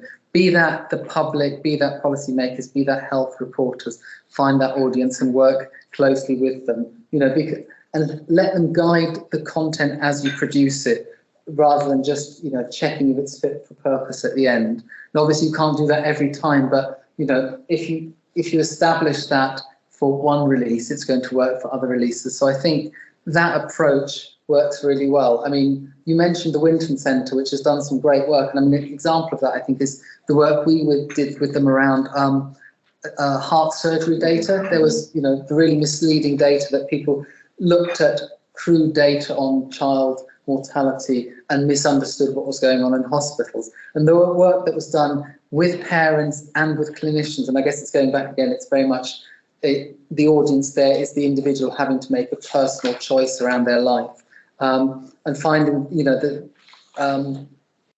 statistic, a way of presenting statistics that gives people that context of the uncertainty. The language, being really careful. I think what was settled on was talking about unforeseeable factors, because when you're talking to somebody about the risk of your child dying of heart surgery, using terms like luck or chance can be quite brutal, But those conversations have, constructed that. I think the other thing is, I guess that it's that issue of not trying to be universal and acknowledging that. I mean, I think I'm going to take this use here to flag an initiative that we've got with the Lloyd's Registry Foundation, which is called Risk Know-How, which is a global initiative which is exactly about helping people understand risk. And I think, health statistics are an important part of that. But it's a global initiative. And I think there's two aspects I think are relevant here. And that's the difference between the kind of the universality. Statistical concepts are universal. As a mathematician myself, for me, the beauty is that, it's written in a language that's universal. And so creating a framework for those concepts that statistics providers and information consumers can use is something that we worked with, lots of colleagues here that is now available for adaptation. But while that's a universal framework, the reality is when it comes to people understanding risk in their context, we are working with individual community risk practitioners, people who can explain issues in their community's context, And of course, well, I think the other reason that's so valuable is because then, and I'm sorry if I'm segueing to another topic, but the issue is, these statistics aren't taken in isolation. People are having to make trade-offs in life. So if you can communicate these issues in a way that relates to that. So, for example, our community risk practitioners, we'll be working with somebody controls, looks to control zoonotic diseases in Tanzania, and they'll work with families who keep bringing their livestock into the house. Now, that doesn't mean they don't understand the risk of zoonotic diseases. What it means is they're making a trade-off with the risk of animals staying outside and getting lost and that imminent risk of starvation. So in terms of if we can frame the data we're providing in the same way as the comparators that people are having to make, and health, I think, is a great issue where you're often having to make a choice and seeing what are the pros and cons. So if we can frame it in such a way for that audience, then I think we have a much better chance of people understanding it. But the short answer is there isn't a single magic formula. I mean, some of us love dashboards. I love a good graph. For some people, the language really works, but for another audience, it just isn't going to cut across. Thank you. I'm going to make a side point about equally accessible to all, and then my main point is going to be on statistical literacy. So the side point is this phrase, equally accessible to all, when I saw it in the paperwork in advance of the meeting, sort of brought me up short. And the reason for that is in the Code of Practice for Statistics, which is the sort of underlying foundation for our work, but also what statisticians across government do, we have this concept that we call equality of access. Very similar words, equality of access, but it actually doesn't mean quite the same thing. And I hadn't quite worked this through until I saw equally accessible to all on this question. So by equality of access, we mean that if there is a number put into public discourse in the public domain, it should be possible for any participant to debate to access it, to find out where it's from, and to understand it. So a very common interaction I'll have with, or my team will have with a head of profession like Lucy, and it's definitely not just Lucy, it's across the board, is that when a minister gives a speech and says, I can today announce that X% of Y is Z or something, and neither X nor Y or Z are in the public domain, we say that's a problem with equality of access, and you need to show the public how those numbers have been arrived at. So we talk about equality of access. Now, against this, that's quite a low bar, actually. That's just saying you need to make the numbers available. It's a basic standard of, I think, of democracy, of transparency, intelligent transparency. What this is asking is something much harder, which is once there is that basic test met, is it accessible in the sense of meaningful? Can people engage with it in a way that they understand it? Is it communicated in simple or complex ways? Does it fall foul of the literal accessibility issues, like for people who use screen readers and so on? And I think that's a separate issue, which I'd like to reflect on some more. But I'm saying that simply to observe that there is another thing called equality of access, which is like foundational for anybody who believes in statistics for the public good. Now, on to my main points, statistical literacy. So about 2-3 years ago, probably in the height of the pandemic, we observed that lots of people were saying to us, a problem with statistics serving the public good is that the population, the people, the public, have low levels of statistical literacy. And it always annoyed me because I thought it was a fairly flabby thing to say. I didn't think it was particularly evidence-based. And I thought there was probably some empirical evidence, not just from the pandemic, but also actually from the work that you guys do at Sense About Science, where you show that on particular issues that people really care about, they can get quite high levels of understanding quite quickly. So what we did was we commissioned a literature review. And what the literature review said is, it really depends what you mean by statistical literacy. You could mean several things. You could mean statistical literacy is low because people have got low levels of formal maths training and understanding. You could mean statistical literacy is low because people have a poor understanding of where statistics are from and how they're compiled. Or you could mean statistical literacy is low because people are bamboozled, use that word, people are bamboozled by, by complexity. And the evidence is really different across those three. So the evidence in the UK, at least, is that there is informal maths training. There is an issue that various surveys have encountered this issue that the median adult member of the population has the level of maths knowledge and training of somebody who's not yet in secondary school. So there's an issue there. The second issue is knowledge of what statistics are and how they're compiled. Yes, that checks out, survey evidence supports it. But the really crucial thing, which again comes back to sense about science work, is people's capacity to critically think about evidence that's presented to them is actually holds up much better, and particularly when people have an intermediary, an interlocutor, a statistician, an expert who kind of unpacks what things mean. In the company of that person, people can critically think really, really well. There's some excellent work by an academic called Sander van den Linden, based in Cambridge, who has looked at how you can inoculate people against misinformation by explaining to them what misinformation is with examples, and then they perform really well when they're presented with misinformation about differentiating misinformation from genuine information. So when we talk about statistical literacy, we need to be clear what we're talking about. Certainly the case, there seems to be a problem with formal mathematical knowledge and formal statistical knowledge. That's not the same thing as writing off the public as being unable to make sound judgments on the basis of what's presented to them. And I think we should hang on to that last piece as being what we're really here about. So I'll stop there. There just seem to be, there are so many different levels to this. We just like access, this is like blanket term, and actually it's so many different things that we need to make sure we know what we're talking about when we discuss it amongst ourselves. Lucy? I mean, it's quite funny going almost last. I know we've got stuff. Well, we've got, sorry, not exactly. We should say exactly first next time. I recognise a lot of what's been said, and I wonder if I just perhaps try and draw a few thoughts as to what we're trying to do about it as a sort of stats producer.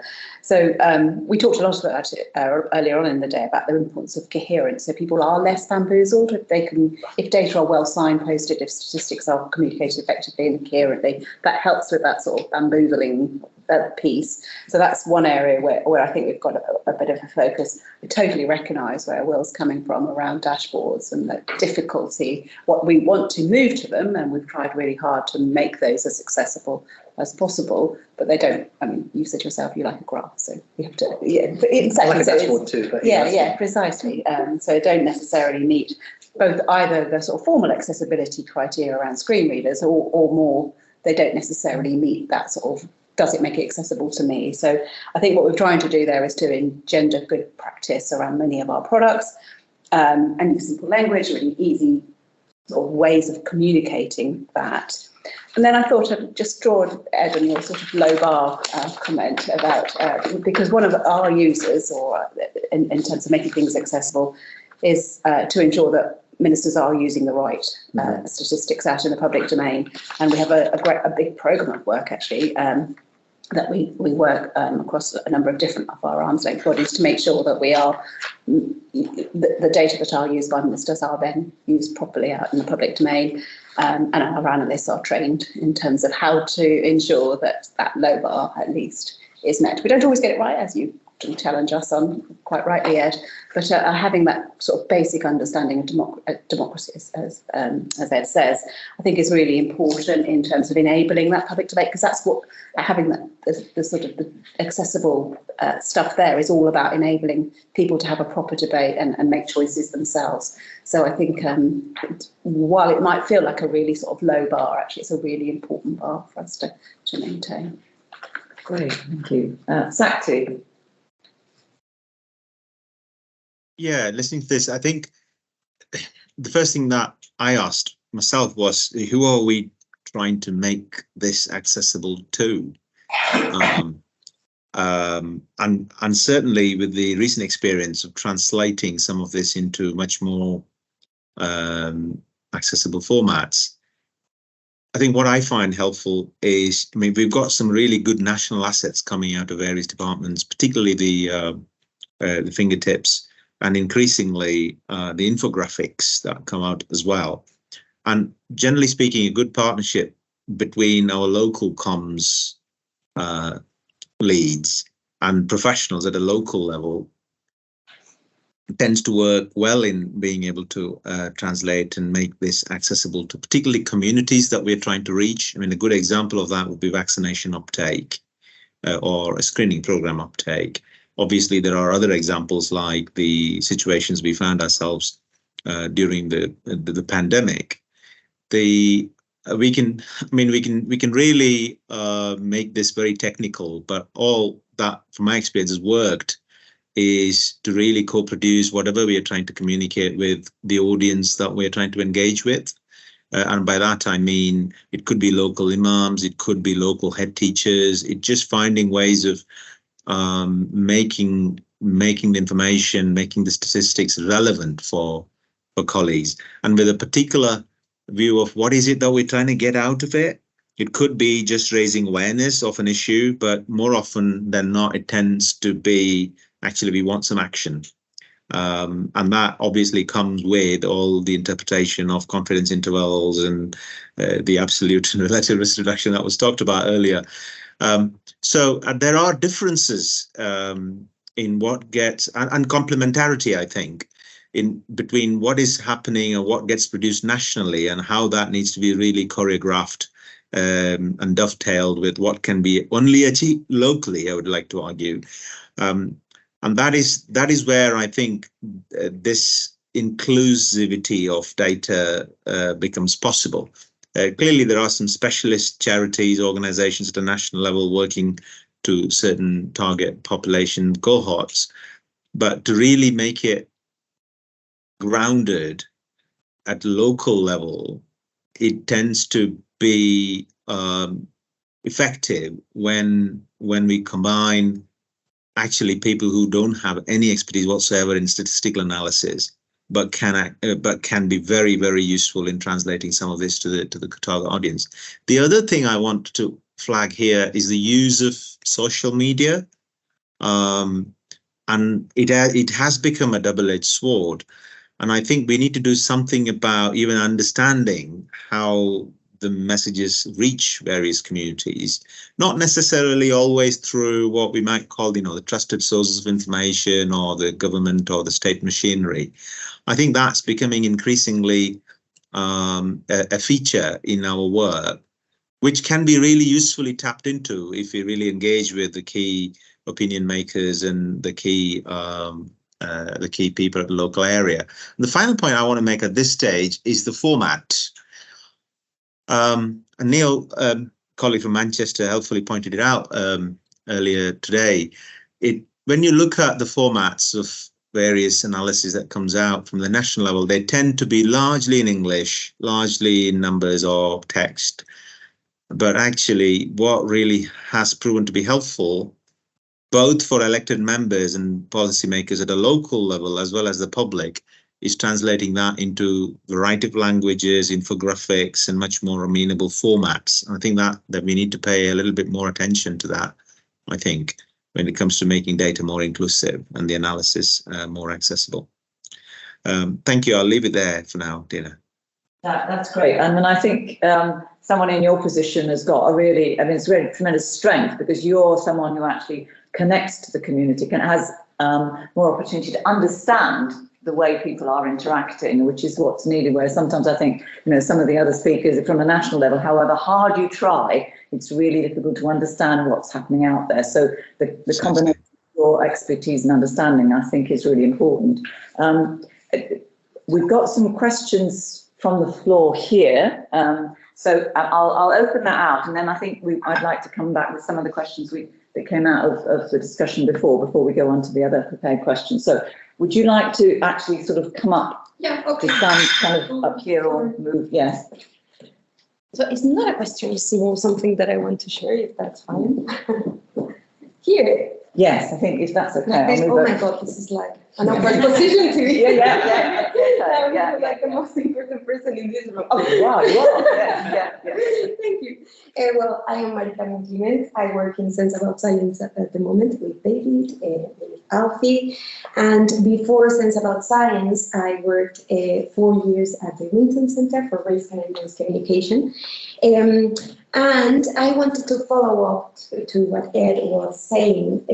I love how you say it, like you were annoyed when you listen to people saying that the public has low statistical literacy.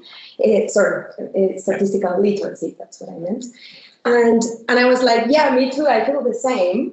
But what I would like to add is that also, particularly in healthcare settings, we tend to see the issue with statistical literacy like it's about the others. Patients are really bad with numbers. Patients cannot understand the numbers. And what we know from evidence, from studies in the Winton Center, in the Houghton Center, is that illiteracy is common to patients and healthcare professionals. So healthcare professionals have real issues interpreting and explaining the numbers to patients. And so it's a bilateral problem. It's not a unilateral problem. And when we get stuck thinking that the issue is only from patients, we really can't make a change. So that is one thing. I've been teaching doctors a lot risk communication, and they are many times so embarrassed because I do a pre-test. Before the course, I do a test. And they fail, but really, really bad. Then it's something that many times they are not even aware about the real issue that they have, interpreting the numbers from papers and then explaining that to patients. So that is one thing that I wanted to say. And then I also wanted to share with you some insights from the Winton Center about this inclusivity to explain numbers and findings from research. Yeah, we know that people understand numbers in different ways. Some people prefer graphs, others prefer numbers, other people can prefer different types of graphs. So something that the Winton Center started to push was to present risks and numbers in general in different ways to promote these inclusivity. So for example, for this project is called Predict Breast Cancer. It's a platform that explains patients with breast cancer the potential benefits of adding different treatments like trastuzumab to chemotherapy, and to surgery, to the removal of the tumor. And what we did is presenting the benefits of different treatments with 5 different formats, with graphs in the form of a curve, with charts, with icon arrays, and with text. And probably the favorites, I would say, are some people like the text, like just tell me with words exactly what you mean. And from the graphs, the favorite one we think are icon arrays. It's a really, really good one, particularly when risks are high enough to use an icon array. What I mean is that if the frequency is, say, 1 out of 100 versus 3 out of 100, there, an icon array is really useful. If your frequency is very low, like 1 out of 1,000,000, you cannot use it. You would have 1,000,000 dots, so you can use that. And then, also following about the format, I think this is it's a very simple thing that we can really apply, and it can have a massive impact on how much it can help people to understand the stats.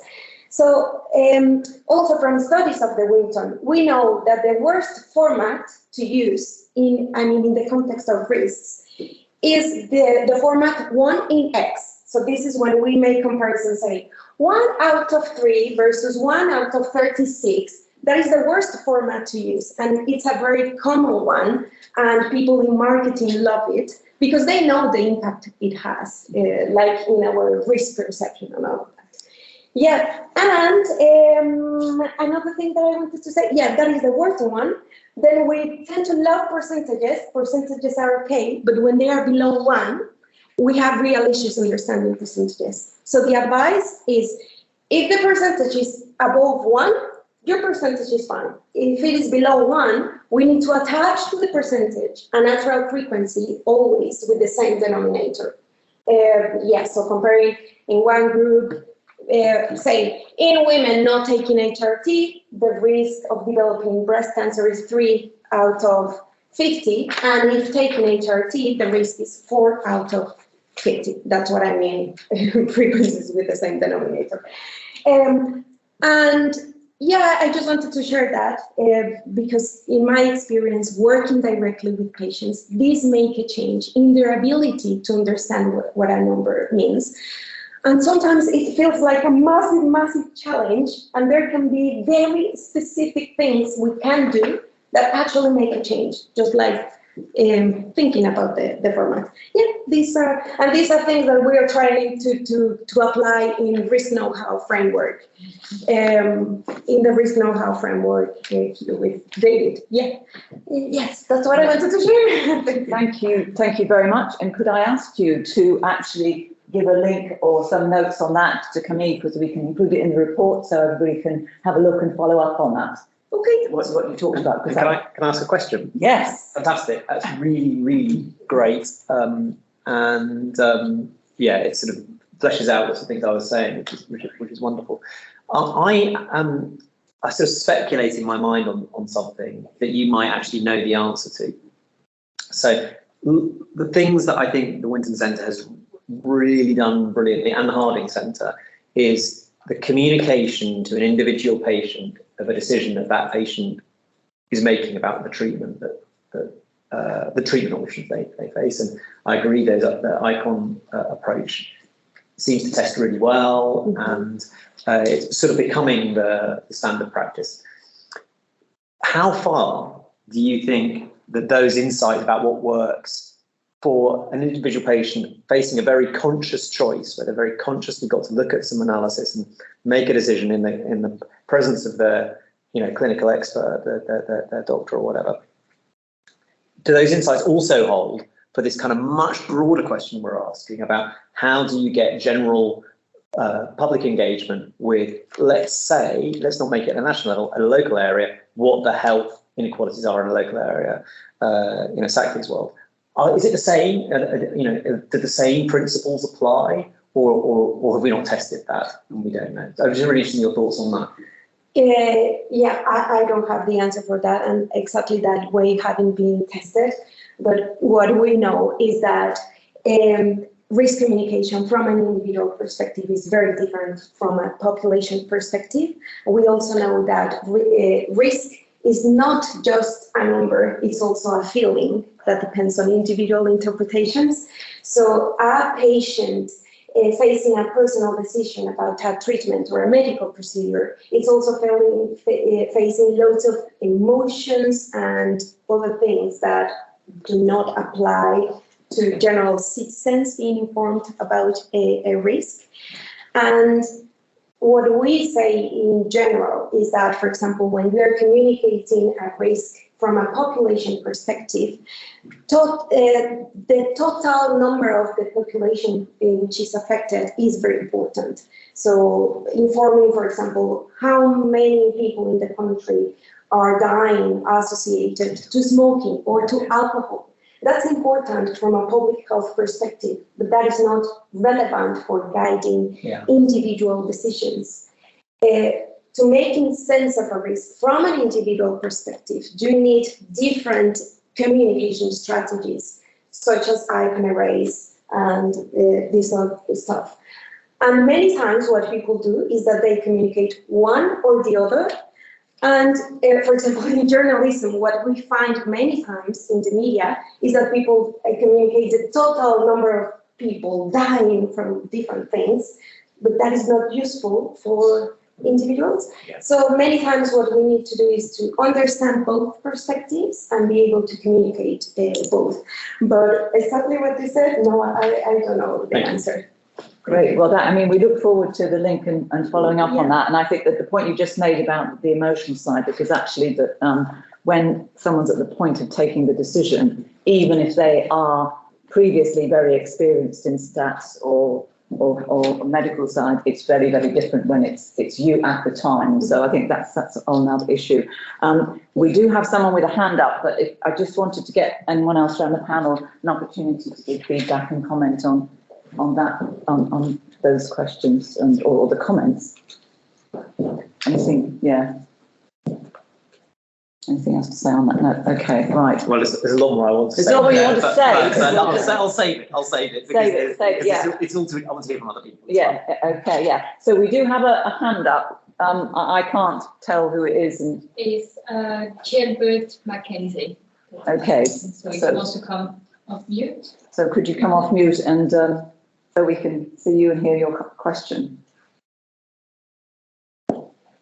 Hello again. Can you hear me? Yes. Yeah. Very, very good. I want to talk about politicians. I particularly want to mention the Westminster Hall debate on statistical modelling. Now, I know this is slightly off-piste. It's not data, but the data that you've been talking about for risks and risk assessment are intimately, intrinsically linked to the idea of statistical modelling. And this is an area in which we did not do well. And I point to the Westminster Hall debate of November 2022, where there was a damning critique. I heard it accidentally on television late one night, and I was shocked, but there was a damning critique of statistical modelling. It was referred to as things like wildly inaccurate, a scandal, a national scandal, and words like that. And that was only in the introduction, which began, I come to bury statistical modelling, not to praise it, but the other way around. It came to praise statistical modelling, but not bury it, and then went on in the introduction to the debate to effectively bury statistical modelling. If I might give you a link, could I give you a link for you to look at the introduction to statistical modelling? I think that we haven't got time to look at the links now, but if you can send links, because we're going to report this afterwards. Yes, it's okay. Right, I'll send it later. But effectively, I think that debate indicated quite clearly that we failed to communicate the ideas of statistical modelling. And what worried me about that was that those debates appear in Hansard. And then I mean, that has a worldwide audience. And then this misinformation, and largely it was in places misinformation about statistical modelling, that begins to trickle down. And I don't know whether you read or were reading the Sunday Times, it might not be your newspaper, but 2 Sundays ago, we had Lord Sumption in the press criticising statistical modelling again, and quoting some of the material that was, if not in the Westminster Hall debate, was certainly related to it. He mentioned Ferguson's initial estimates were wildly inaccurate, for example, and uses such phrases as that, and criticised other aspects of the statistical modelling effort. Now, we've already heard this afternoon about trying to communicate the statistical ideas, but if we cannot get this message across to the politicians clearly, then we're going to have this continuing view, and I sometimes refer to it as a flight from numeracy in British society, where statistics and statistical efforts are viewed in a very disparaging way in many quarters. And I mean, I would like to be able to combat that, and I think you're doing a very good job in addressing the issues. But I think in picking targets, which Sakia mentioned a moment ago, I think perhaps starting with the politicians might be a very good idea in terms of being able to translate our methodology into language that they can understand. I think that's all I want to say on that. Yeah, thank you, thank you. I mean, it does seem to be there's sort of having negative comments like that in the public domain about something to do with statistics is really, really problematic. So because its implications on other things. So I'd like to go around the panel for their comments on that one as well. Sakti, can I start with you, since you kind of bring up the rear so often? So Sakti, any thoughts on that? The issues that arises, the implications of that kind of comments in the public domain, and yeah. Yeah, and we saw that. I mean, we saw that during the vaccination campaigns as well. Some quite high-profile incidents like that. I think it stems from the fact that, again, it's about framing the statistical findings in a more easily accessible way right from the word off, before it gets the chance to be misinterpreted. I think there is certainly an area for focus that might help. And what is increasingly becoming more prevalent, I think Ed mentioned it about, or in the context of the risk communication of an individual patient versus the population level. We have seen from the works of Sir Michael Marmer and the Fairness Commissions and a lot of citizen-led juries really making use of the local statistics to mobilize for either opinion or action or influencing local policies and in turn national policies. I think there is a body of literature perhaps that's well less understood in terms of how to approach public risk communication at a population level. The other aspect of this is clearly the debates that have and the fact checks that happen, they often tend to get really political, and I know we can't escape from that, but again, helping to frame it with facts and more professional input at the beginning. There is something about training professionals or training people that are not statisticians, but actually are in that space. You tend to find some specialities embracing that. I mean, public health is one such way. You know, we've got all our competencies of understanding complex data and communicating all of that. But I don't think that's very highly prevalent in maybe other professional training. So those are some of my thoughts about how we might go about it systematically. The final thing is really media advocacy. I think media tends to shape public opinion increasingly. It's always been the case, but certainly more prevalent these days. And I do think that we can do a lot more using experts in the media. And there are some really good people that are very much experts in interpreting statistics and so on. So I think that needs to become more prevalent as well. Thank you. Thank you. Other panel members on that particular issue? I wonder if I could come in, because I think Sakti makes some really good points. It is increasingly political. Those politicians, they are standing up and they will say political things in the House. That's what we expect from them. But actually, I think where it has and you know, the public will agree or not agree with them to a greater or lesser extent.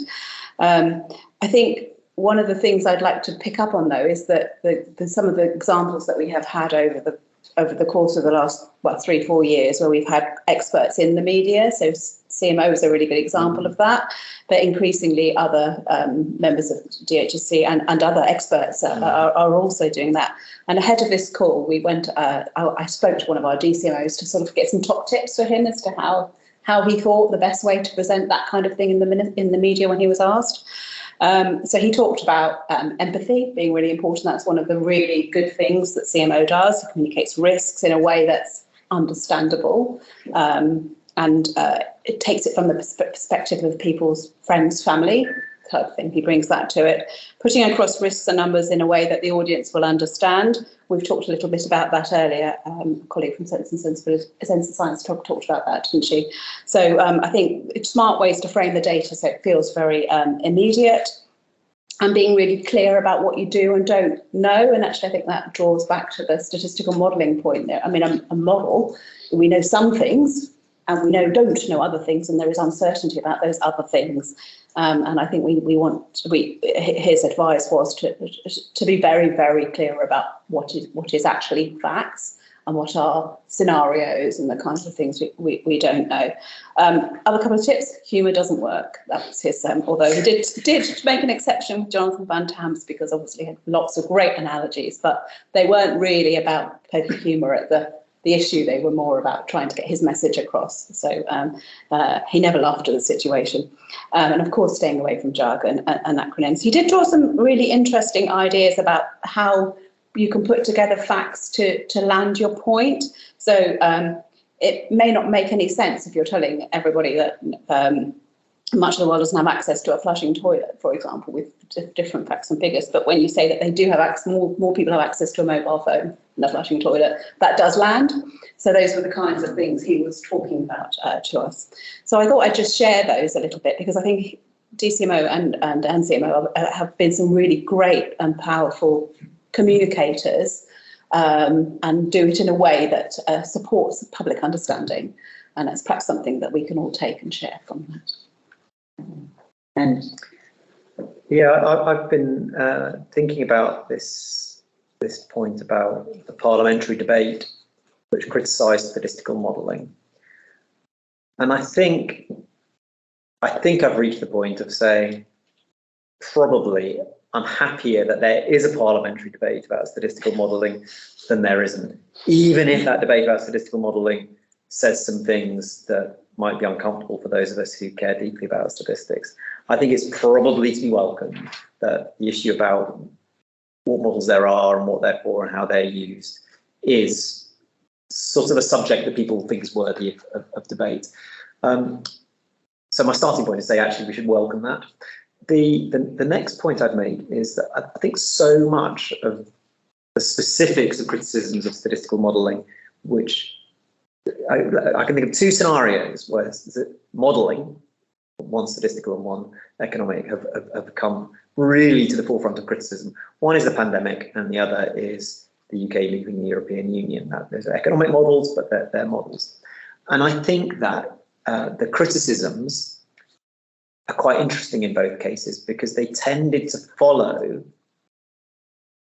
a practice of political communication which presented the results of models as givens, as certainties, as fixed points which justify a particular argument. This is the world in the pandemic of following the science, like the science is a fixed thing and you just follow it.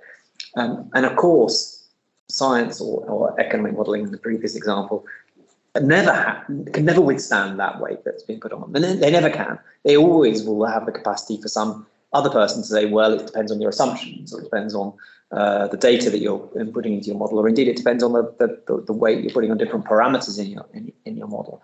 So as soon as you have a starting point of the model being put forward as this sort of, this will happen because the model says it will happen, you immediately then bring the inevitability of the subsequent criticism of our modelling endeavour. So I think the real lesson is to hammer home the point, as here we are at the Royal Statistical Society, hammer home the point that statistical models are not certainties. They should not be presented as certainties. And even if that's uncomfortable for decision makers because they like uncertainties, we've got to stick to our grounds, because that's better than presenting the certainties and then they're unpicked in the way that we just heard about in the Westminster Hall debate. So good to have the debate.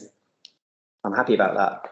I think it enables us to re-emphasise these points about the benefits, but also the limitations of models. Yeah, it's this risk and uncertainty, whether you've got something like Lucy said, that it relates to something in real life. Because I always used to talk about where I'm living, going on the M25 to get to Heathrow in terms of risks and the chance of what your journey time is going to be, depending on circumstances. And everyone's trying to get to Heathrow in different times of day, and actually that starts to resonate with people a little bit more than that kind of context and risk and things. But yes, anyway, David.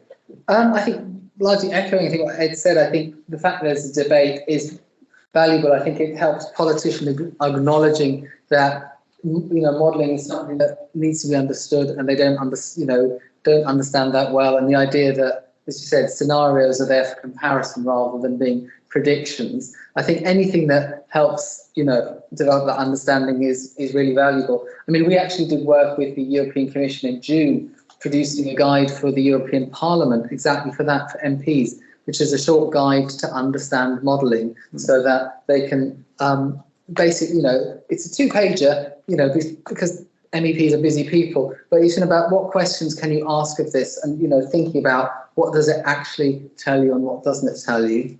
I think the only thing I would add is, in the context of this being political, that there are some things to separate, aren't they? You mentioned following the science, and I think there is the issue of, do people not understand the statistics, or are they not using it appropriately? And I think for us, what counts inquiry, really one of the big things that came out was separating what are scientific decisions from what are values decisions. And the modellers, there's weight that they can't put on it. I think interesting, I think Patrick Rallens again today made in his notes, it resonated a similar point. The question is, if you close schools, the models can't decide that. It's not in the data. The models can give you, can say, give you an idea of what will happen in terms of transmission if you do or don't. But whether you trade that, increased R with the social impact of closing a school is a values decision. So I think there is also the question about, in this context, about politicians not hiding behind this, the following the science slogan, or indeed trying to make a model do their work. The pandemic, I don't wish that on anyone, having to make those decisions in that scenario. But, as Van Tam often says, advisors advise, politicians decide, and the leadership there comes on making those difficult decisions. I don't think I've got terribly a lot more to add. I suppose I'm picking up a couple of things. Completely agree with what you said there. We all like to think our job is really important, and it is, but the stats can only take you so far. You see that triangle, don't you, with data, stats, knowledge, it never ends in act, does it? So people are elected to make that act based on the evidence available to them, don't they? So I think that's right. The question asked something about, as a residents, there are people with the agenda who are going to believe and want to push something no matter what you do. Those people are hard to reach, yes, but there are people who misunderstand or for some reason accidentally misuse the data without meaning to. Those are the people I think we really want to reach. And I think where there are specific issues, it is right that we act to correct that. For example, if my minister said something and I knew it was wrong, it's my responsibility to get in touch and to tell her the converse. And I think that's at some point I wanted to say this, but one thing I think we do excellently across stats as a profession is a collaboration and communication between us. I have great relationship with Lucy at DHSC. I've got a great relationship with Julia ONS and Scotland, and those are critical when things get political and we need to maintain our independence, because it is that prior trust that we have created with each other and communication channels which are really tested in those moments. Often in those specific issues where working together we can get the story straight to communicate to people.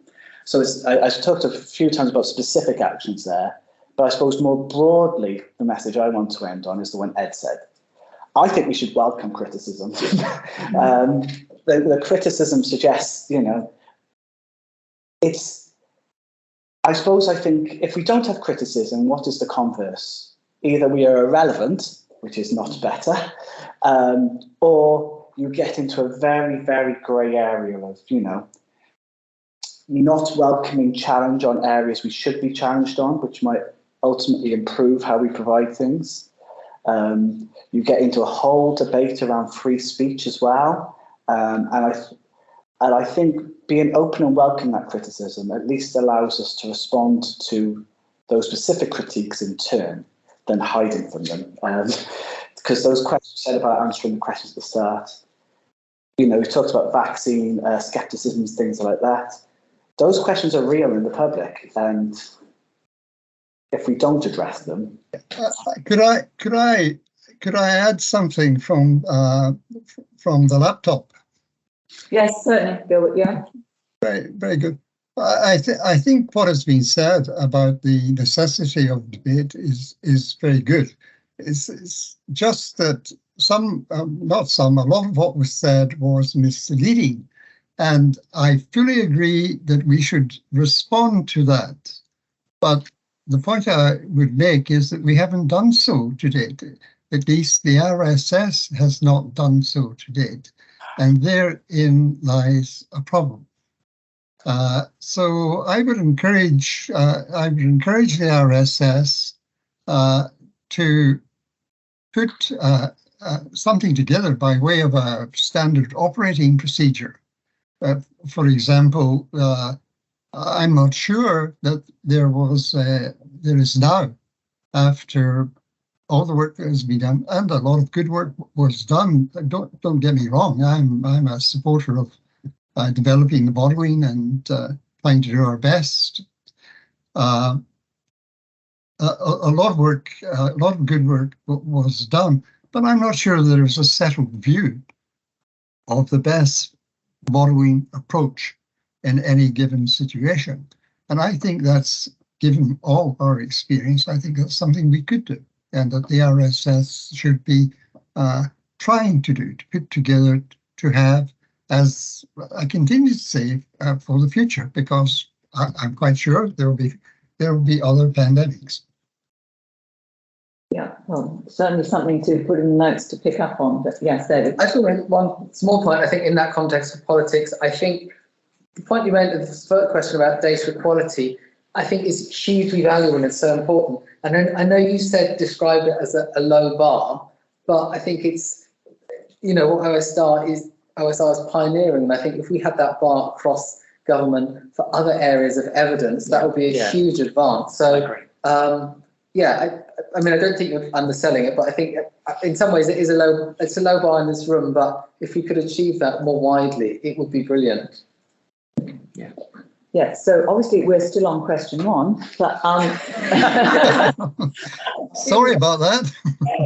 but we could just move on to the other question. We're not necessarily going to bother with all those questions. We'll ask the comments afterwards. But before we move on to the first of those, I'd just like to pick up on one of the questions that arose out of the first session, which was around, there were sort of comments around that, it's this determinants of health, understanding the context. That's what's really important. People need to know and understand about that. And what they're asking and what's coming up in the press is just these performance, indicators and stuff, which isn't really it's important in itself, but it's not doesn't give the total picture. And so how do you actually make sure that people understand the wider issues? And the thing that came out of that really was then, how do you actually explain and tell people about things that they don't think they want to know about or don't think that they need to know about, without you coming across as the expert tapping people on the head? You people don't really understand. This is what you really should be asking. And how do you actually communicate things that they ought to know, but they don't know they should know them, without being terribly superior and condescending? So that, I think, is a sort of challenge. I would go around. Lucy. I was just reflecting a little bit on, as you were talking, Dina, about the sort of not just the communication of the statistics, but then the communication of what to do with the statistics almost. And I think, that's exactly might want to come in because this is probably perhaps more. He's much more expert on this than I. But part of what we've tried to do through our local knowledge and intelligence service is to communicate both the statistics, but also then as potentially a public action in terms of public health piece.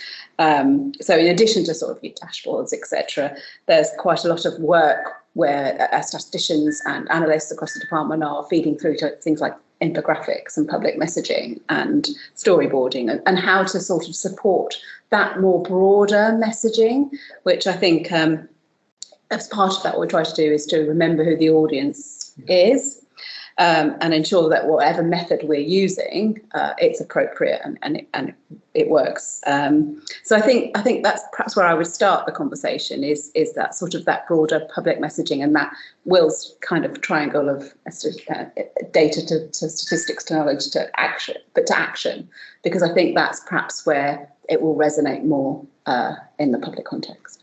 Mm-hmm. Sakti, can I bring you in here? Yeah, this, while it's really interesting, it is the most difficult thing to achieve the right balance between not coming across as, somebody that's superior, like you were saying, Dina, and, know all, which isn't the case, and sticking with the facts, but still in the pursuit of truth, as it were, and then putting this alongside with what we know works. And that really is, that really takes quite a bit of planning, as well as reflecting on, facts and values and so on. But it eventually comes down to three things in practice: just being able to say factually what is the problem, and being able to make connections between the determinants of health and the outcomes itself, just to bring it to life why that might be the issue. Take housing, mold and damp housing, or affordable warmth issues, or fuel poverty, for instance. Take any of those wider determinants and trying to make the link between why that matters, in being able to explain that in plain English. And then alongside that, what we know works, putting that alongside with what we know works. And that's probably where we need to show some humility about what we don't know. And that often tends to focus on clearly what empirical evidence there exists. But most often, this is in a local context. So something that works for a population, say with COPD, chronic obstructive pulmonary disease, with the higher smoking prevalence and older demographic, may not be the case with what works with the same chronic respiratory disease, but the younger population that are routine and manual workers and that sort of thing. So it really is a combination of facts, balanced presentation of facts, with a bit of curiosity around why that matters.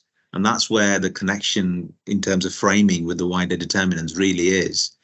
And then put that alongside with what we know works, and present it as sharing the problem rather than sharing a solution. And quite often it is about convening a conversation in a meaningful environment. It might be alongside with other agencies, say packed meetings with the police, or it might be in a very informal setting with policymakers to begin with, before it gets all heated up in politics and debates.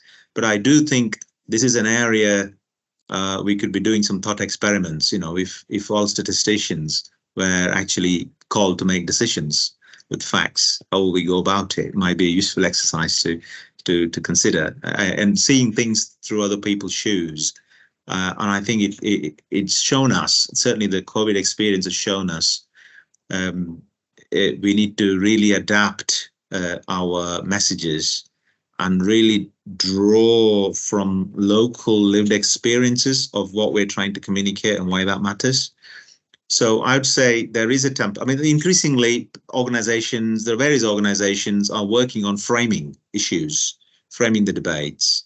And I think there is quite a lot that we can draw on from critical thinking, and actually how do you take that to the citizen level? It is inevitably going to get political or quite an activist movement. But as professionals, I think we have a role to play in laying out the facts, along with laying out the evidence of why it matters and what might work. That's how I see this in a day-to-day practice. But all that's been said earlier about CMOs and the experience that we've gathered over the years, there is a real opportunity to do more of that public risk communication on a wider inequalities agenda, and making connections between health statistics and wider wider statistics. I do think that the time has come. Great, yes, thank you. Other panel members on this one? So I don't think, thinking about the public, for example, we are starting from square one. So we talked about statistical literacy at the start. You know, I think it's an individual basis, you know, even if I think as a statistician, you know, am I more interested in my life expectancy or about my local health board's waiting list? Personally, I'm probably more worried about my own life expectancy, even though those may be related to each other. So I don't think we're starting from ground zero. But obviously, our, at least in the in our mid communication point, which is so often with the media, for example, our performance outputs are obviously scintillating because they are picked up so often. So I think, to be quite frank, maybe our offerings on outcome measures need to be better and need to be more interesting to be picked up. Now, that's quite difficult with some things, you know, like life expectancy, which I mentioned, is a slow moving beast. So there is something, I think, in that data journalism piece that Lucy mentioned around, you know, putting some of these indicators and outcome-based measures together to make a coherent storyline that resonates with people and with the media as much as maybe our more frequently updated performance stats do.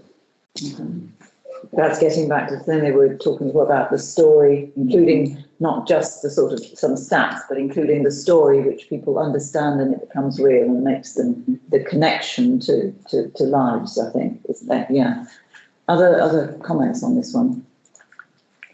Well, I just a couple of quick responses. I think one being said, you know, I think getting confident to talk about uncertainty is really important, you know, and be able to go out there and say, you know, just because we don't know everything doesn't mean we don't know anything, you know, and not shying away from that. I think going back to your original question, I think, is it patronising to tell people they're asking the wrong question? Well, I think I'd turn that around and say, why is it the wrong question? Because if you can tell me why it's the wrong question, what question should be asking, then what question matters to people? Then going back to the original part, you know what they're interested in, that's your starting point, then you know exactly you are where you do want to communicate those statistics from. Is it a question, you know, is it am I making a treatment choice for myself? Am I having to decide whether I'm buying insurance? Am I choosing about who to vote for because people are presenting these different policies?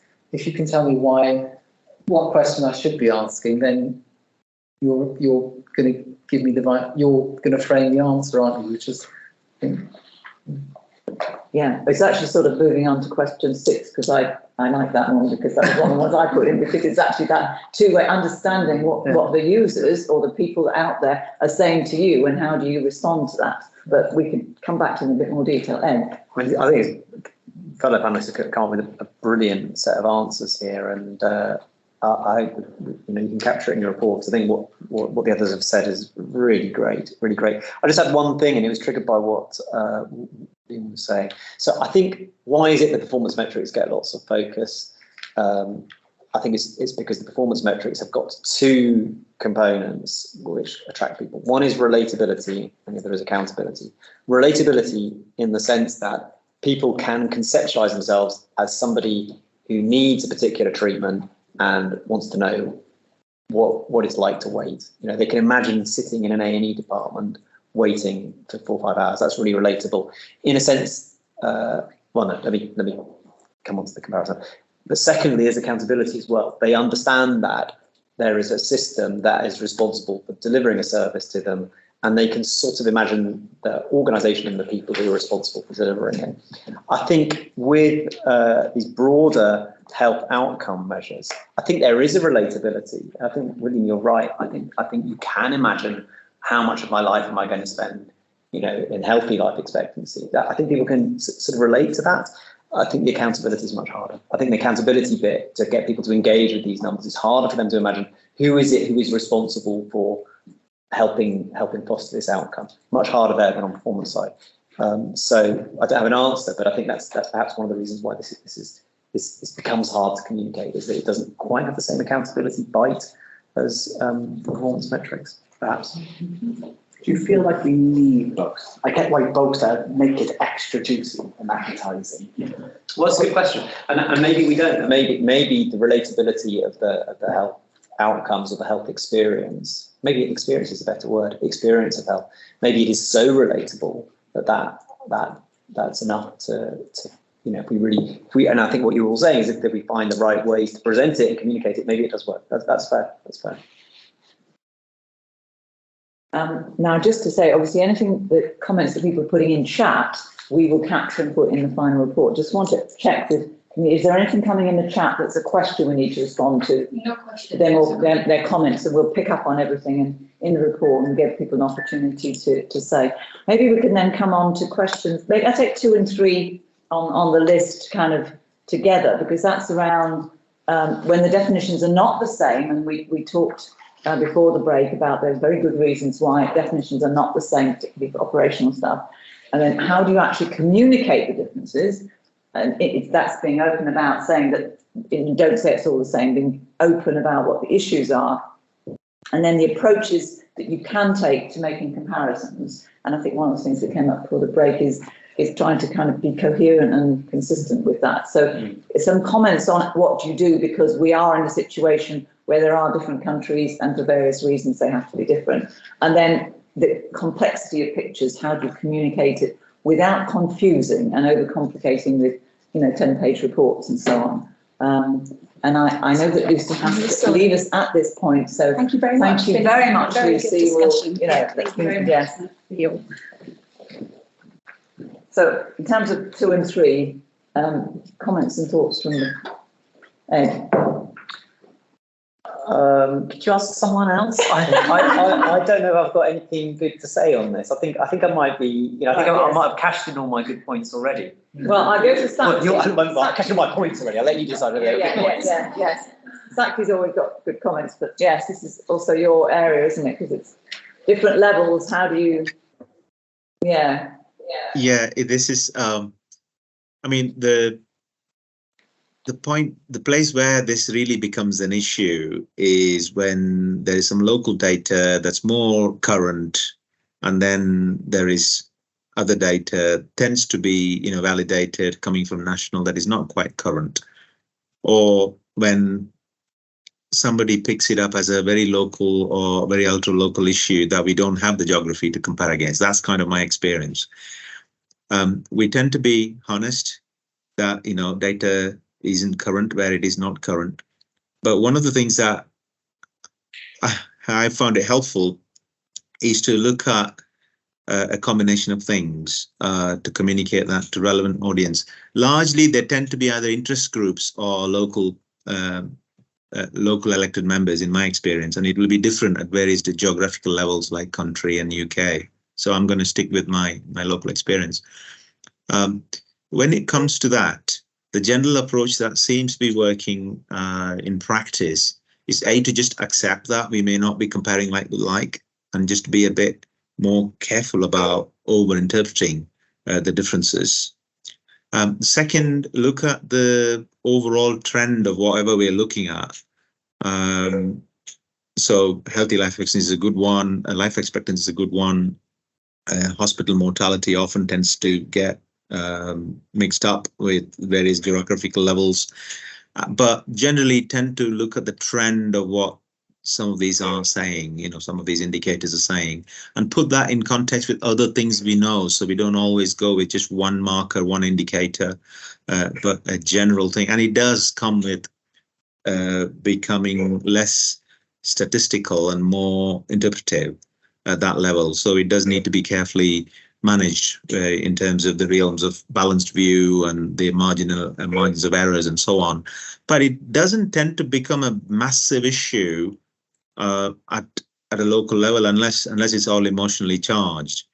The real challenge for us at a local level is the geographical boundaries and the definitions of what is included in the denominators. For example, when it comes to comparing school places or number of schools with the school-based immunization service, just giving you some examples.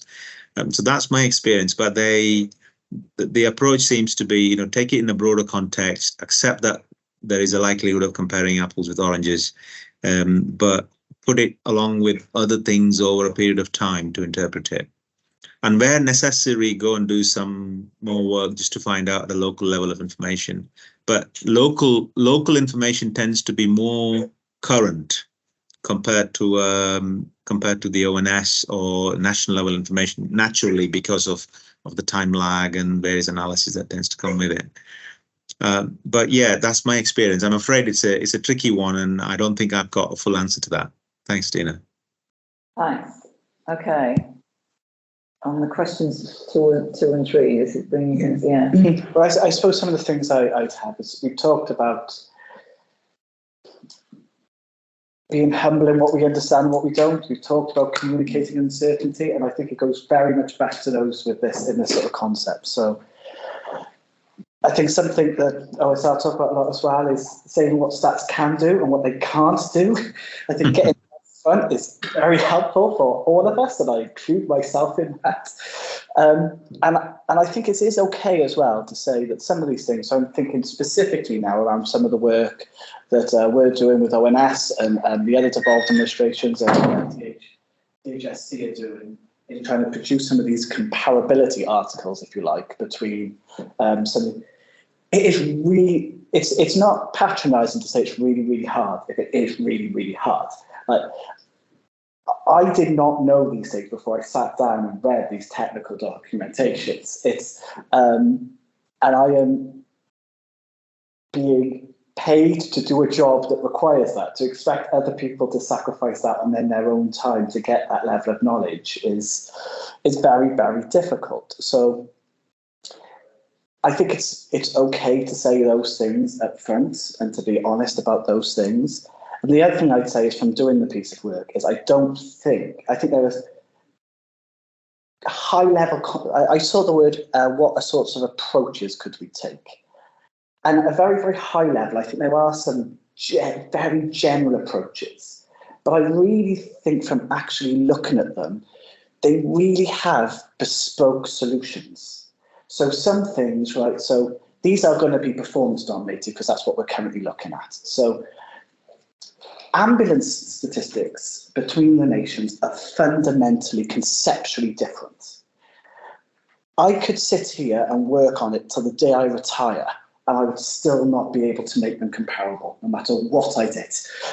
It's just, where there are other pieces, such as weighting lists, where what Wales measures is a broader definition than what England measures, but we can go and adjust our figures to make them more conceptually similar to England's definition, which might be more helpful for users. Now, there is another debate then around where we can do that, which area is there user appetite for, because we are then putting into public discourse a second version of the truth, potentially. So we need to do that very consciously and think about how to explain it. Not saying we shouldn't, but to think about that. And there are other ones where, in some ways, I'll describe them as we have created comparability artifacts. So waiting times are essentially comparable, but the performance target Wales have chose to adopt, so is different than the performance time England have chosen to adopt. When the clock starts and the clock ends, it's basically the same, right? So we can go into the data and look at the actual times, but what we actually report on in our releases are against each of our nation's targets, because that is, in that context, how we are holding our respective governments to account. So all of those are fundamentally different solutions to that comparability and coherence question. So there are some very high-level general approaches I think we can take, but I do think there's bespoke solutions to each, which is time-consuming. And the final thing I'll say about these sort of things is they are technical, and I do worry about it's in some ways I find it much easier to see a set of statistics and look at the take-home message and give an overall story, a trend, and if you are interested in details, we can get into that later, right? But when it's a technical concept and you're comparing technical concepts, often your explanation is technical, and I worry about if we're meeting all users there. So I suppose that's just ending on a reflection, which I don't have an answer to. But one of the things I think you picked up, the sort of bespoke, it varies from different areas. And I think I would, pass that back as a challenge to Julie and the UK Health Statistics Steering Group, because we have the themes. Themes were mentioned very briefly just before the break, but it's sometimes only when you start to look at the particular theme areas, like sort of waiting times or whether it's cancer or whatever, that you can then say, well, how do you bring it together? How do we communicate it? And so I would hope that those theme groups are actually picking up on all these issues and are not just looking at the statistics and bringing those together, but they're actually looking at how do we, when can we compare them or not compare them? How do we communicate them? Because then, SACTI has a link into the local community, but hopefully within the themes, if you're linking into your user communities, you'll understand how they're used and you'll be able to pick up these things on a kind of theme by theme basis. So I think that's where you start to be able to say, well, it's not one solution suits all, and that's really, really, really important, I think. Thoughts on this one? Yeah. I think what you said about being honest about statistics for me is the thing that struck through. Let's make the limitations of our data part of that core messaging. If you can do a comparison, do it. If you can't, just say. For me, this is a really good example of why, trying to separate being a data provider to a data communicator is artificial, because by your nature, if you're putting out data that, is inconsistent or incomparable, then you're generating that risk of people misunderstanding it. So you've kind of got to own that and communicate it. I think, was it last week we had all the reports about women in the UK are the heaviest drinkers, again, based on OECD data, because women in the UK consume more units in binge form. The fact that the unit is different in each country about how much alcohol that is, was something that headline didn't. But to be honest, if I'm a journalist, if I'm someone gives me a table of units, if there's a postscript at the bottom or a little ABC that says this unit is worth 8 grams of alcohol, this unit is 14 grams of alcohol, I'm going to I think that's on the data provider. That is setting people up to fail, isn't it, really? So, there's simple things we could, do to own, I think the freedom's converted in this room, but, being aware that if you're providing the data, what you're really trying to do is provide information. So owning the communication is part of that. In terms of the second question, the complexity, all I'd like to say to that is I don't think there's ever such a thing as too much information. It's just about if it's not well communicated, I think if you layer something which might start in an infographic, which might have a couple of page summary, I love it. I'm quite happy to have a 500-page report that's got a 300-page reference section at the end.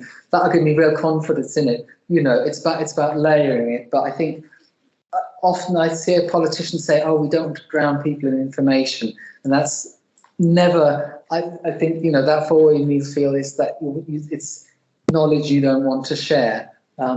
There's no such thing as too much information if you share it well.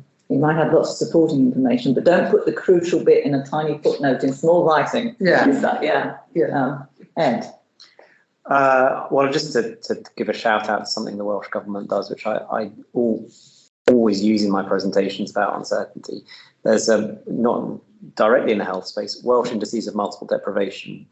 It's really, really good package. It includes very prominently what you can use the Welsh Indices of Multiple Deprivation for and what you can't, with a big tick and a big cross. And it's so clear and it's so straightforward. I don't think it completely banishes any possibility of somebody misusing statistics using something that wasn't in for. I think it very significantly reduces the possibility, though. I think it's really good practice. And so I advocate it, and I would advocate it for lots of other statistics as well. What you can use them for and what you can't use them for. I just really think that's great practice. And I think it really works in its comparative space, actually.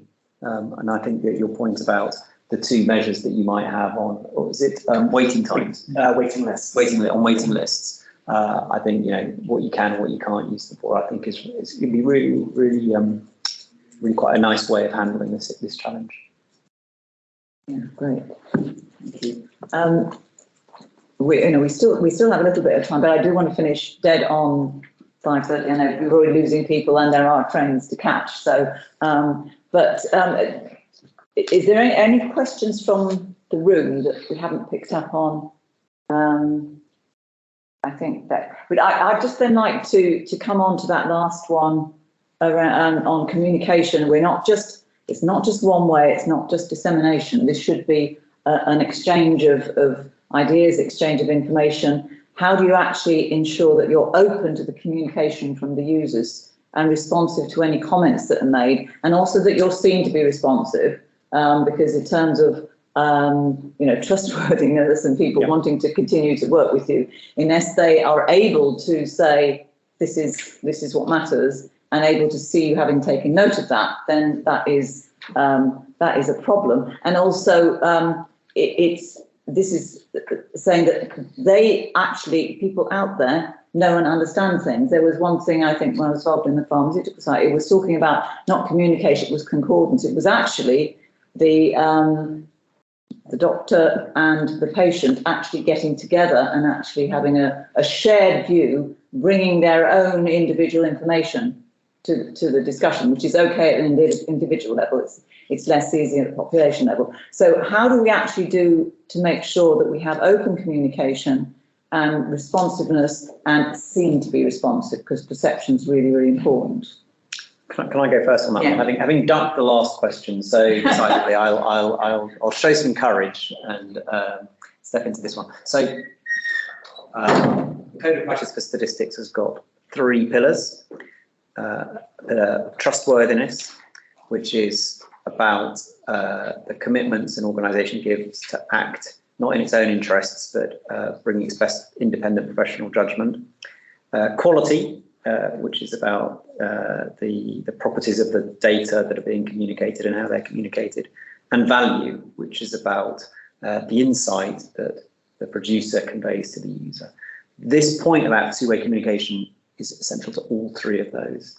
The signal of being open to input is a fundamental part of being trustworthy. To say that you are open and you want to provide the opportunity for input to you. One of the really important practices in the Code of Practice under trustworthiness is having a named statistician with a phone number that the user can telephone and or an email address that the user can email, and there will be a response. That's a fundamental part of the trustworthiness. It's obviously part of value as well. If you want to convey insight, it's quite a good idea to find out what people want to know about, what topics they're interested in. I also think, and this is perhaps a little bit less well appreciated, it's a really important part of quality. For most data sets, there will be users who know your data as well as or better than you do, because they care about it, because they know some specific feature, they might know a local experience, they might know experience rather than just data. So being open actually is a fantastic source of quality assurance as well. So I think that it's fundamental.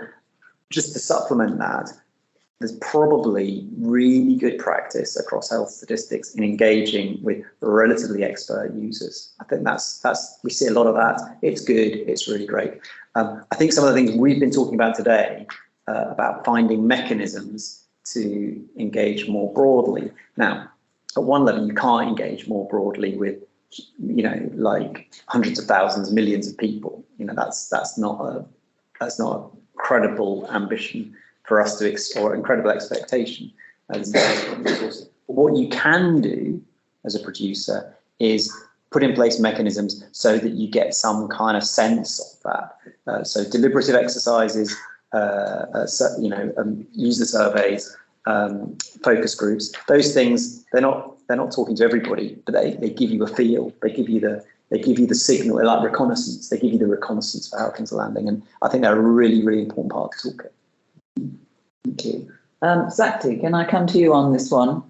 Yeah, I mean, there is a this is actually a very positive thing in my experience, both in terms of communicating with ONS colleagues or OHID and the local knowledge and intelligence service colleagues. It actually works really pretty well in my experience, both ways.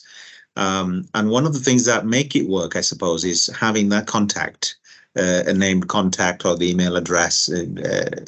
Largely tends to be very responsive people. The other thing that has helped is regional forums. So it may not be able to, it may not be possible to reach hundreds of people individually. And there are regional forums, certainly in terms of the health forums, both within the NHS as well as public health. And there tend to be reasonably very well-knit intelligence community. So using those networks has really helped. In terms of comments, there are the experimental statistics are the ones that I tend to find as, my case in terms of how do we make them more responsive, or how do we change them and participating in opportunities like consultations. I think they tend to be a smaller group of people that have got some expert interest or heavily interested in that, but it largely tend to be really working. There's another level which is with the public and with the politicians or policymakers, and there is more we can do on that front. And that tends to, my response to that would be linked to the previous response to the previous questions, being open for criticism. And even though it may come from authoritative sources, they may have other lived experience that suggests otherwise. I think that I find that more open for criticism directly associated with trust in real world. And say sometimes be honest in terms of, we don't have data on that geographical footprint or in that time scale, we can't have that. But that is increasingly addressed through having better access to data and being able to analyze it at a different level, at a local level. So overall, in my experience, it's a very positive thing at the moment. Maybe we could do more, certainly on training professionals, could be a lot more, and certainly engaging with media from an advocacy point of view could be a lot more better. Thank you, David. I mean, I think that's covered it. I mean, these guys are at a cold face, so I think probably the main two things I would add are, from a public point of view, is it's not to overpromise. There's one thing worse than there not being an email you can write to. It's an email that never writes back. But those are practical considerations. And I think the other thing is being transparent about your system, so everyone kind of feels equally treated. Yeah, and I think the other point, I guess, is really making sure you do engage with your widest constituency as well. And I guess the example I hesitate to bring, but the example that springs to mind is the national census failure to capture accurate data on people who identify as trans. And I hesitate because I know you're charged with the inquiry on this, but for somebody from the outside, it looks like there was a very well-intentioned consultation with users most invested in the data and the outcome, but not a broad consultation with the whole constituent involved in producing that data. That kind of so in that sense, thinking about who do I need to speak to, it may be wider than you actually think. Yeah, I think there's an issue that does come up around that you have some kind of very vocal groups, and engaging with a few of those, which is an easy way to get the users, isn't engaging with everybody. You actually have to make sure you engage with the wider community to understand, because they might be overbalanced or biased. It's very, because you talk about expert groups. Working with expert patients groups they are brilliant, but they're expert patients, and they often don't represent the whole cohort understanding. They can bring great knowledge, but again, in terms of going back, it's that same sort of thing. Yeah. Well, I suppose in some ways, I'm sad Lucy's left, because for a producer of statistics, I think that's all quite heartening to hear, because it seems relatively positive. And I think it's always an area it's easy sometimes to think of the things you're not doing than the value of the things you are doing. And maybe that's a good thing, to strive for better. But, having a name on a statistical release, for example, is something I wouldn't conceive of not doing, or, we said about publishing ad hocs if the minister's going to make a statement of data. It's not that. I wouldn't dream of, trying to not allow that to happen. So those things are all good to reacquaint yourself with, from the inside, if you like, if that's not too navel-gazing. A couple of things I was going to make around actual engagement, but one last thing I want to cover is you said about the perception of being seen to do something, and I don't think that's been mentioned, so I just wanted to say a couple of things. One thing I was going to say on the actual communication side is that users aren't singular. There's different types of users with different needs. And sometimes they conflict. Also, some users are easier to engage than others. I think you talked about vocal minorities in whatever guise they may be in. For example, so I work in Welsh Government. It's easy to get a policy user's input. Pick up the phone. I've got a directory. It's got a name. The minister will soon tell me if she sees something she's not fond of and wants me to look into. Thinking about more wider in the public, it can be harder to engage, I think. So we do ask at the bottom of every release, next to the name statistician and the date of the next update, we have an email contact and a call for feedback. Very, very few times will be contacted back. Is that because people don't get to the end of our releases? I don't know. But some of the other things we try and do indirectly, which I think are valuable and worth mentioning, they require a little bit of interpretation. But Google Analytics, we use a lot of that to work out how people are using our outputs. If you have a traditional release and it is 15 pages long and people only get down 5 pages worth, what is the point of the other 10? And thinking about things like that. And the other thing I'd say is we've talked a lot about comparability. And I know I've said about the importance of trying to do things in collaboration together. I think it goes for user engagement too. If we can all do it as a collective, I think we get, there's strength in numbers. And both ways. So, it means it's doing it once and asking people once is maybe an opportunity to get a deeper understanding, because maybe we can ask them, take the liberty maybe of asking them a bit more than each trying to do it individually and taking those demands on their time. And the other thing is recognising those demands on those time. Like we talked about co-production. It's often, for example, when we talk about co-production, we are often talking about, for example, Wales, we've just launched an anti-racist action plan in Wales. Sometimes it means the same communities are asked the same things, and that's not useful for trust. It's not useful for, them having to repeat themselves, and we need to recognise that. So I think there is advantages both ways in trying to do that as a collective. And just a final thought on the perception of doing something. So I'm not quite sure if this hits the mark or not, but just thinking about ourselves, we have a quarterly newsletter. Every quarter I write a piece about health and social statistics around the way we have changed our collections or changed the insight we provide and update people as to having made those changes based on feedback that we've had from users.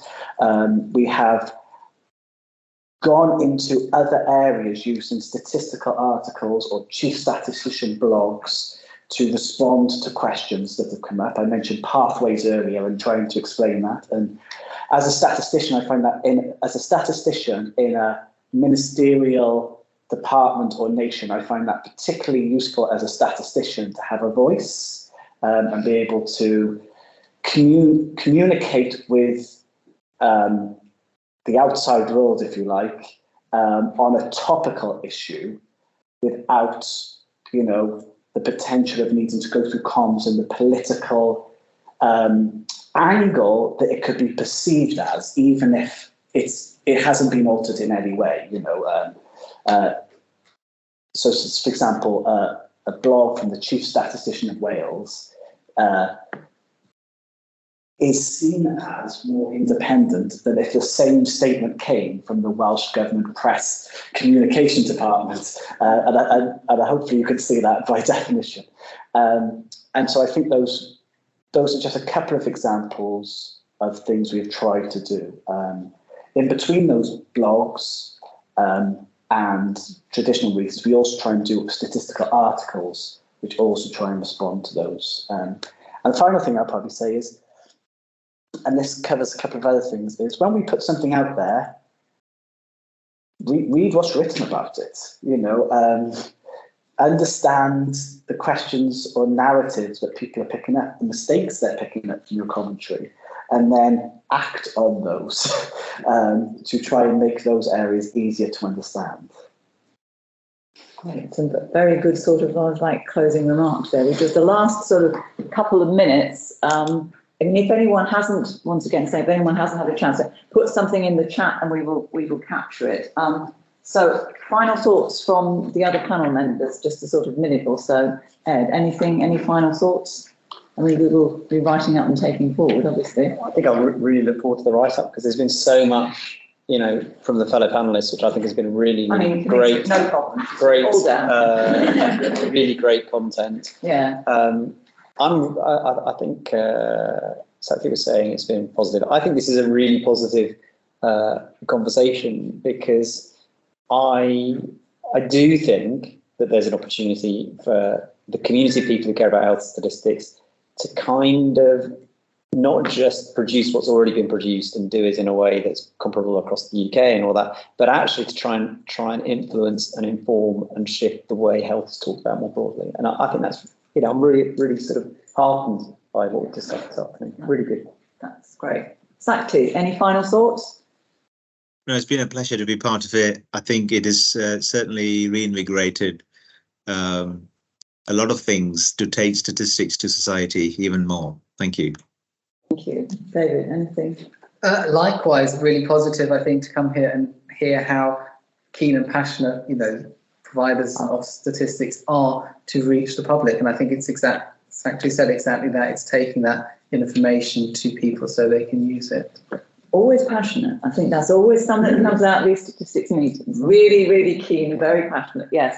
So I think that it then just is up to me to say thank you so much to all the panel members. I mean, to me for organising the whole thing and supporting it, and to the wonderful reports going to be coming out soon. Yes, there are a few other people taking notes as well. Thank you to the audience in the room and also online for your comments and questions, and thank you to the RSS for allowing, you know, for having this, hosting it here, and for the facilities that they provide and the opportunities for this kind of ongoing discussion. And we hope that this discussion continues. So I will just then wish everybody a very safe and happy journey home. Thank you. Thank you very much.